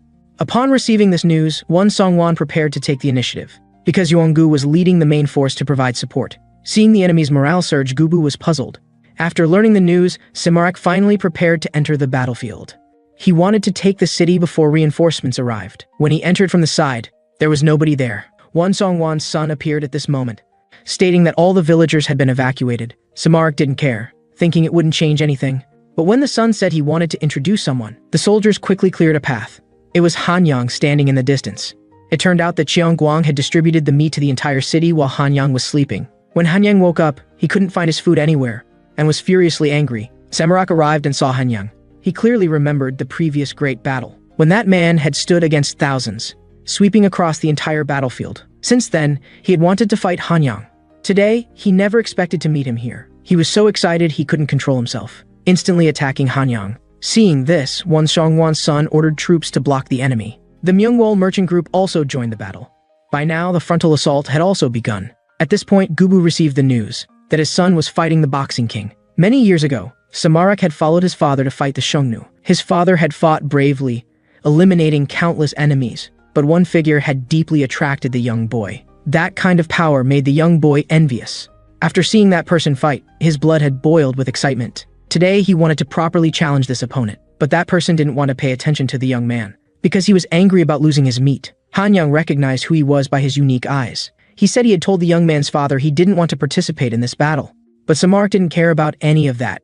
He charged directly at Hanyang. When his father learned about the situation, he knew if Hanyang joined the battle, they would have a hard time winning the war. He had to break the current balance of the war. He leaped into the air, heading straight for where his son was. Songwon also saw the enemy's intention, but people kept attacking him on the battlefield. He had to deal with these enemy generals first, taking advantage of Gubu's absence to kill more enemies, before going to provide support. As Gubu rushed toward the area, Guang noticed he seemed to be charging toward Hanyang. At this time, Samarak was continuously attacking Hanyang. Hanyang had no choice but to punch him, but unexpectedly, the other kept coming after him. This feeling of fighting a worthy opponent excited Samarak. Hanyang didn't expect his opponent to be so crazy. When he punched him away again, Gubu was already attacking from behind. At the same time, Qian Guang appeared to stop him, but he was caught, and his movements were restricted. Gubu countered with a spear attack toward Qian Guang's face. Fortunately, Han Yang intervened in time. As Samarak attacked Han Yang again, the fight between two people turned into a four-way battle. With a loud noise, the four separated. Han Yang hadn't expected Qian Guang to help him. Qian Guang slightly regretted coming here. On the other side, Gubu wanted to team up with his son, but Samarak wanted to handle it alone. Gubu was furious, telling him this was a battlefield, not to become a beast that only knew how to fight. Han Yang told Qian Guang to pick an opponent he liked. This would be a rare practical training opportunity. Then, the four attacked each other again. On the battlefield, everyone was caught in the melee. Even Wan Songwan was feeling exhausted. Qian Guang kept engaging Gubu, but he was covered in wounds. Gubu hadn't expected him to be so difficult to deal with. When he learned Qian Guang had only been practicing martial arts for 3 years, he decided to kill him to prevent future trouble. After several moves, he grabbed Qian Guang, then pinned him to the ground, ready to finish off this trouble. Just then, Wan Songwan arrived and rescued Qian Guang. He had left the battlefield to his subordinates. To turn the tide of this war, he had to defeat Gubu. When the two were about to fight, Han Yang and Samarak appeared, continuously fighting in front of them. When they separated, Han Yang noticed Wan Songwan. Wan Songwan said he wanted to help the Boxing King deal with the two, but Han Yang knocked him down with a light punch. He was merely hanging on by sheer will. Han Yang told Qian Guang to take Wan Songwan far away from here. He had no choice but to deal with the two again. He would show them what true transcendent power was. Seeing this, Samarak wasn't afraid but delighted. The stronger the enemy, the more satisfying it would be to defeat them. Gubu quickly shouted at his son to stop, but it was too late. With a tremendous sound, Samarak had lost an arm and collapsed. Han Yang slowly walked toward him. Seeing Han Yang wasn't going to stop, Gubu quickly stepped in and took the opportunity to rescue his son. But Han Yang had already appeared behind them. If they made him angry, they should be prepared to die. After sending Gubu flying with one hit, Han Yang pinned Samarak to the ground again. Han Yang wanted to show him what true power was. The force rising to the sky echoed across the battlefield. Han Yang was surprised that his opponent hadn't died yet, but it was over. Just as he was about to punch again, Gubu stepped forward to block the attack. But he paid a heavy price. He had hoped to severely injure Han Yang, but was easily dodged. He returned to his son's side, telling him to leave quickly with the army. He wasn't doing this to save his son, but for the sake of conquering the Ping Kingdom. He was old, but his son was still young. Then he threw Samarak back to his troops. As a king, dying on the battlefield was his best ending. He just never imagined he would die at Han Yang's hands. After saying this, the light faded from his eyes, and a generation's king fell. Samarak ordered his troops to retreat. The large army received the order and completely withdrew. At this point, Yuangu had also arrived. He didn't know exactly what had happened, so he didn't pursue the enemy. Now Han Yang looked at the dead Gubu. His power slowly dissipated. He felt very hungry. Then, smoke filled his entire body. Qian Guang clearly felt Han Yang's form had shrunk considerably. Han Yang told the two to leave first. He would find Qian Guang after filling his stomach. And so, this battle came to an end. The villagers gradually returned to their homeland. The soldiers suffered over 10,000 casualties. Yuangu said it was his fault for arriving late. Wan Songwan replied that wasn't the case. They had all done their best. Afterwards, he went to see Qian Guang, thanking him for his help this time. Qian Guang worried if he would become like Han Yang. That wasn't simply fighting. It was more like one-sided torture. On the other side, with Ioke and Ryu's help, Myungwol finally met the merchant groups. Everyone knew Myungwol's reputation. The people here had all sought Myungwol for drinks. They had also heard about the Chancellor's ideas. But this matter would be difficult to implement on schedule. It would be a great challenge for whoever took charge. But Myungwol didn't mind. After all, to survive in this warring states period, exceptions had to be made. The Daemon Merchant Group expressed agreement with Myungwol's ideas, but they believed someone more capable should represent everyone. They thought they were better suited for the task. At this moment, someone suggested they have a competition. They would ask an elder from Aoki and Ryu to set the challenge, and the winner would be in charge of this project. After the meeting, the Daemon Merchant Group decided to teach Myungwol a lesson. How could a newcomer girl show such disrespect to him? When Myungwol's group arrived outside Moksan Fortress, several people were already waiting on the distant mountain. Just as they were about to attack, a blue light flashed, and everyone was thrown in different directions. It was Captain Quan appearing from the shadows. Seeing this, the remaining people charged at him. But before him, none could withstand even one move. The leader could only step forward. Captain Quan knew he was the captain of Daemon's guards. His skill was indeed not at the level of common soldiers, but he was only slightly better than them. Not enough to fight against him. Afterwards, he returned to Chongyongjong without saying anything. But Ah-Jung noticed something. Captain Quan thought there was blood on his body. Ah-Jung said it was the killing intent that hadn't dissipated. Captain Quan didn't want to alarm Myungwol. After all, Myung-wol needed to focus on the competition. Early the next morning, the Daemon merchant group learned that all their men had died. They never expected there would be such experts in Myung-wol's merchant group, but he couldn't bear this humiliation. He planned to hire the top assassin to resolve this matter. But someone told him that the assassin had died 2 years ago. The next day, in a valley outside Bukwan City, various merchant groups gathered here. There used to be a water utility factory here that diverted water to nearby villages. But when the rainy season came the following year, the water channel capacity was completely exceeded. But it wasn't practical for the 5 nearby villages to all relocate. The challenge was to solve this problem. They could use their own methods, but couldn't force the villagers with violence. Eokyun Ryu would supervise the entire process. Myung-wol knew this was a challenge set by Eokyun Ryu for their reputation. She could only first go to the village to see the actual situation.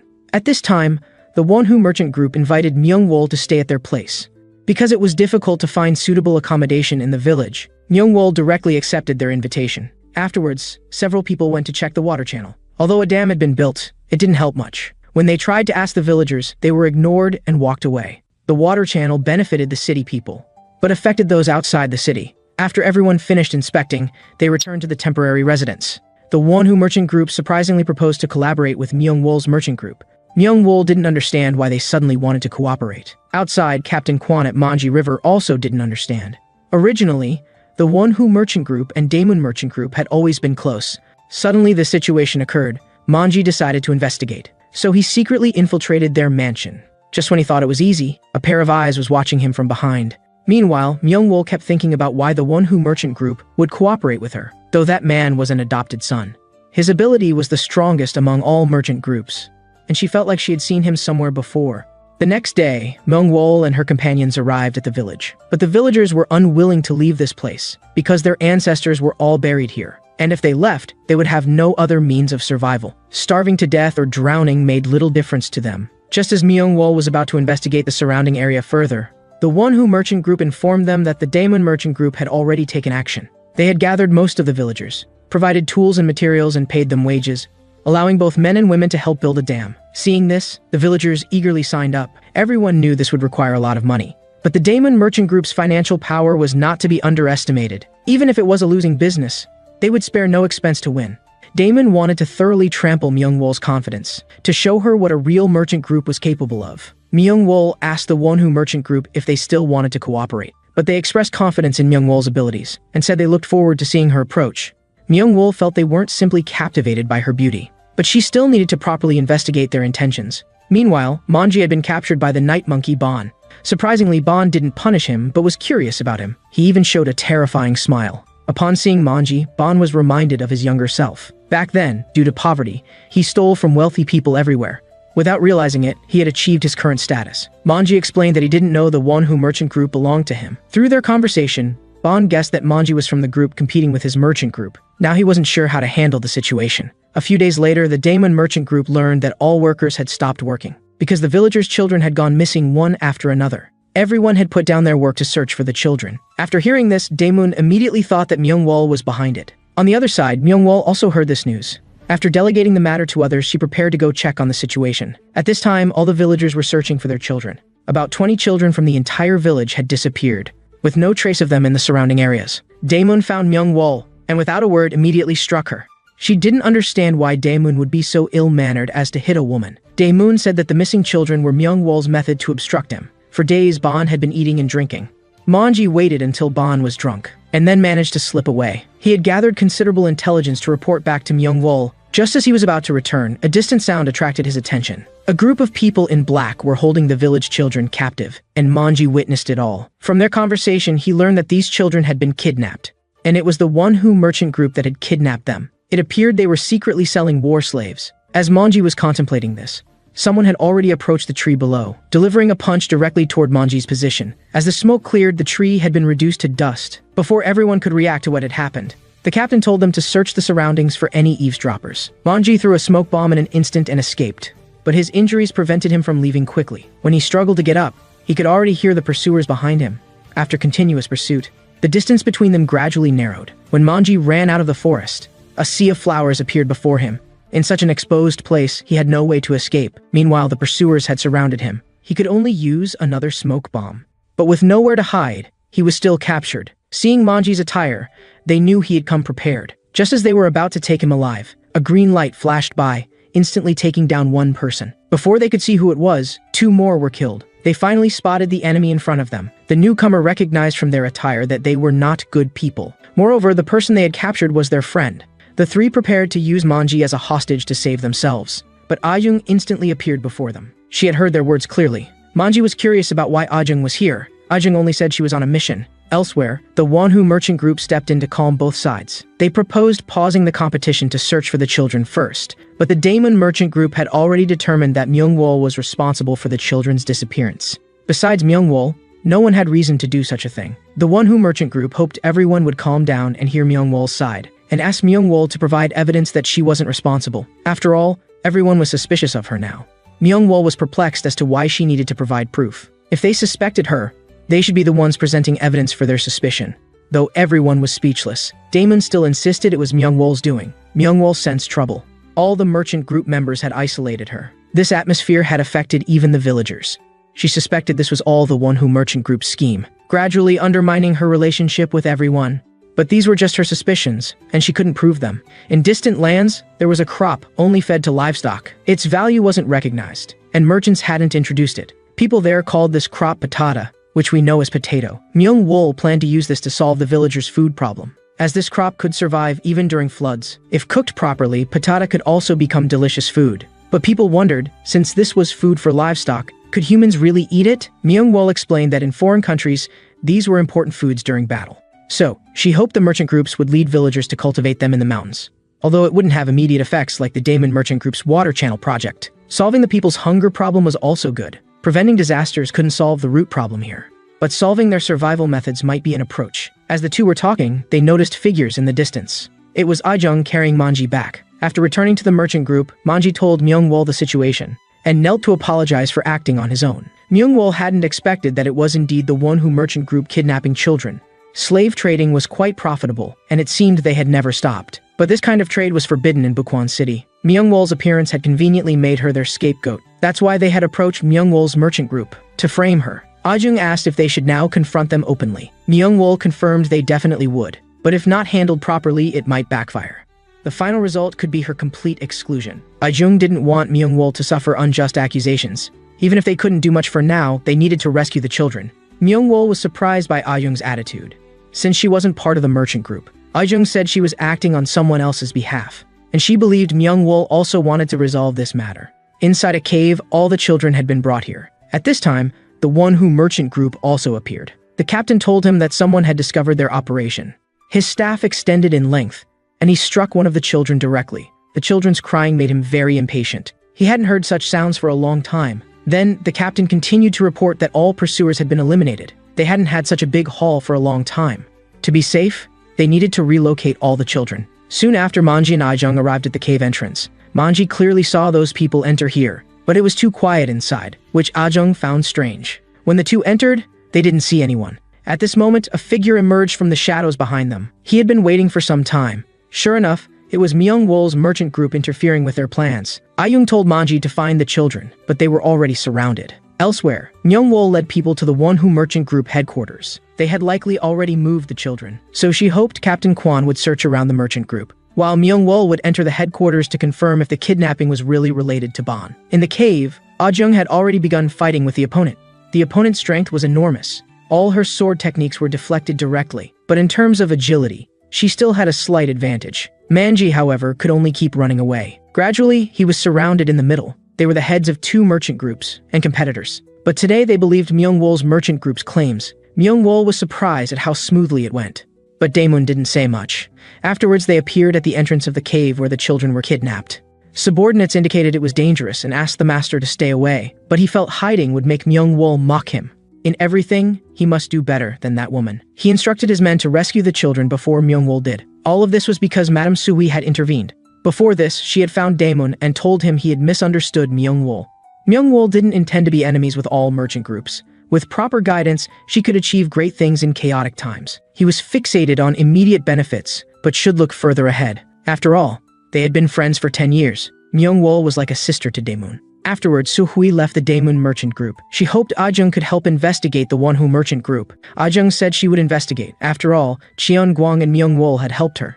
Inside the cave now, the two groups were engaged in a chaotic battle. The Daemun merchant group searched everywhere for traces of the children. Ah-jung told them the children were no longer here. They had been moved to an unknown location. During the fierce battle, a subordinate called to the captain. They were outnumbered by the Daemun merchant group and should retreat temporarily. The captain couldn't believe the Daemun merchant group would interfere here. He could only order his men to retreat first. Meanwhile, at the Won-hu merchant group, Captain Kwan, while investigating around, also discovered some strange traces. In the inner courtyard, Myung-wol still hadn't seen Bon. They told her the master had left on urgent business. Myung-wol repeatedly asked where he had gone. She feared he had gone to the cave to provide support. At this moment, a signal flare shot into the sky from afar. No one knew what was happening. It was Manji signaling to Myung-wol. Seeing this, Myung-wol no longer concealed her intentions. She drew an arrow and aimed it directly at the person's neck. The signal just now indicated the children had been moved. If they wanted to live, they should quickly take her to see their master. With no choice, they led Myung-wol forward. Subsequently, everyone was led to a spacious room. They didn't see the master there, only a fierce gaze watching them. Everyone felt a flash of light before their eyes, and all fell to the ground. Fortunately, Manji appeared and pushed Myung-wol away. From the darkness, a figure slowly emerged. Seeing this, Myung-wol quickly picked up her weapon. The person said, "You even brought weapons for an illegal intrusion?" A servant nearby explained that Myung-wol had falsely accused them of kidnapping children. Myung-wol knew that person must be Bon. Bon said, since they had caused such a commotion, they should be prepared to die. His hands glowed with light. Countless red beams shot towards Myung-wol. At this moment, a long spear blocked all the attacks. It was Captain Kwan who appeared just in time. Although he blocked the attack, he was injured. Seeing Captain Kwan could withstand his attack, Bon guessed he wasn't an ordinary guard. Then he launched an even stronger attack to see how the other would respond. Captain Kwan knew he couldn't fully protect Myung-wol from such an attack, so he chose to push Myung-wol away, and then took all the damage himself. He told Myung-wol there were fresh carriage tracks outside the courtyard. If she quickly joined the Daemon merchant group, they could still catch up. He didn't have the ability to hold back one of the Northern Frontier 12 for long. Myung-wol thought Bon probably didn't know the truth, since he had just returned from the battlefield. Although she wanted to resolve this through dialogue, the children's lives were more urgent. She could only tell Captain Kwan not to risk his life, but Bon had no intention of letting Myung-wol leave. A red beam shot toward her. Thanks to Captain Kwan blocking it, she was able to escape. Ban admired his opponent's strength. On the battlefield, those who could block his attacks were few. Captain Kwan said he didn't want to die here and wanted to talk, although Bon didn't know his purpose. He would subdue them all and then investigate. If they meant to harm his son, he wouldn't spare their lives. Seeing he couldn't reason with him, Captain Kwan planned to hold on a bit longer and then flee. But the opponent's attacks were no longer restrained. Their power so great it destroyed the entire building. Even the distant Daemon merchant group felt their force. At this time, Myung-wol had arrived on horseback. She told Daemon the children had been moved west. She would go after them first and hoped Daemon would send support. Watching Myung-wol leave, Daemon didn't know what had happened, but still sent people to follow and assist her. Elsewhere, deep in the mountains, the Won-hu merchant group went to regroup. At this moment, a shadow appeared in the trees above their heads. It was Ah-jung who had pursued them here. The captain told everyone to go meet with his brother first. He would catch up after dealing with this. He knew the opponent was faster than him, and must quickly resolve this with his own strength. Ah-jung was also well aware of the enemy's strengths and weaknesses, using the debris created by the opponent as cover. She directly stabbed his arm. The captain was puzzled about the existence of such a female swordsman. In all this time, he had never heard of someone like her. At this moment, Myung-wol passed by the two. Ah-jung told Myung-wol the enemy was just ahead, but it was too dangerous for Myung-wol to go alone. Myung-wol said the Daemon merchant group would arrive soon. She hoped Ah-jung could support her quickly. Afterwards, Myung-wol arrived at a hillside. Not far away, a group of people were galloping. It was the Won-hu merchant group with the kidnapped children. As if sensing something, Won-hu also looked back at the distant Myung-wol. Seeing this, Myung-wol hesitated no longer and continued the pursuit on horseback. Their first meeting was because both were captured as slaves. Myung-wol, in order to escape, set fire to that hellish place. But many were recaptured and lost their lives. At that time, young Won-hu, to survive, desperately earned the master's favor. Following the plan, he found Bon, who was selling slaves at that time. Bon liked him very much and always called him son. Young Won-hu suggested his father establish a merchant association and do legitimate business. His father trusted his son and handed over the management of the association to him. Since then, he used the merchant group as a cover, secretly trafficking slaves. He had intended to frame Myung-wol but didn't expect to be cornered by her. But he wouldn't give up so easily. He ordered his men to resist with all their might. On the cliff, two mysterious figures watched all this. They were ordered to pick up goods, but didn't expect that person to cause such a commotion. In the Wonhu merchant group, Captain Kwan was still trying to delay, but Bon's attacks made it increasingly difficult for him to withstand. Bon also clearly understood the other's intentions. To stop him, Bon could go to such lengths, and Captain Kwan had already reached his limit. Delaying until now should be enough. If he didn't escape from here, he might die today. As he feinted a move, planning to turn and flee, but he still underestimated Bon's strength. After blocking the opponent's attack, Kwan was forced back to his original position. At this point, Bon's curiosity about Captain Kwan had disappeared. He decided not to spare him and prepared to finish him off. Captain Kwan felt the other's killing intent. He could only use all his strength to meet this attack. Just as tensions were rising, Daemun entered with his people. Bon recognized him and asked why he came so late. Daemun said he had important matters to tell Lord Bon. Captain Kwan breathed a sigh of relief knowing he was saved. Afterwards, Daemun told Bon the whole story. Bon still couldn't believe it was true. How could his child do such a thing? He ordered everyone not to leave the building. If he found out Daemun was lying, everyone would die here. Meanwhile, Myungwol told Wonhu he had no escape. Wonhu said he didn't recognize Myungwol at first glance, but they had met long ago. Back then, they ate together and slept together. After that day, both had changed a lot. His master would occasionally mention this. His master also missed Myungwol. Would Myungwol like to go see the master with him? After speaking, Wonhu charged directly at Myungwol. All his plans had been ruined by Myungwol. If his master knew about these matters, neither of them would have a good outcome. Myungwol said she was no longer the little girl from back then. He should know that Daemun called her a ruthless woman. At this time, Ajung's stamina was nearly exhausted. The opponent had also reached his limit. They knew clearly that the next move would determine the outcome. But a flash of light passed by, directly killing Ajung's opponent. Then, the light reached the battlefield, eliminating the merchant group guards, because he saw the kidnapped children. He appeared behind Wonhu. He wanted to hear why his son would do such things. Today's result was what his father least wanted to see, although his son wanted to explain something. The facts were already before his eyes. Bon ordered people to take his son to the authorities. If he delivered him personally, he feared he might make a mistake. At this time, someone came to find Myungwol. Elder Eokyun Ryu asked her to return quickly. The heavy rain was too much, causing floods to rise again. The constructed riverbanks had all been washed away.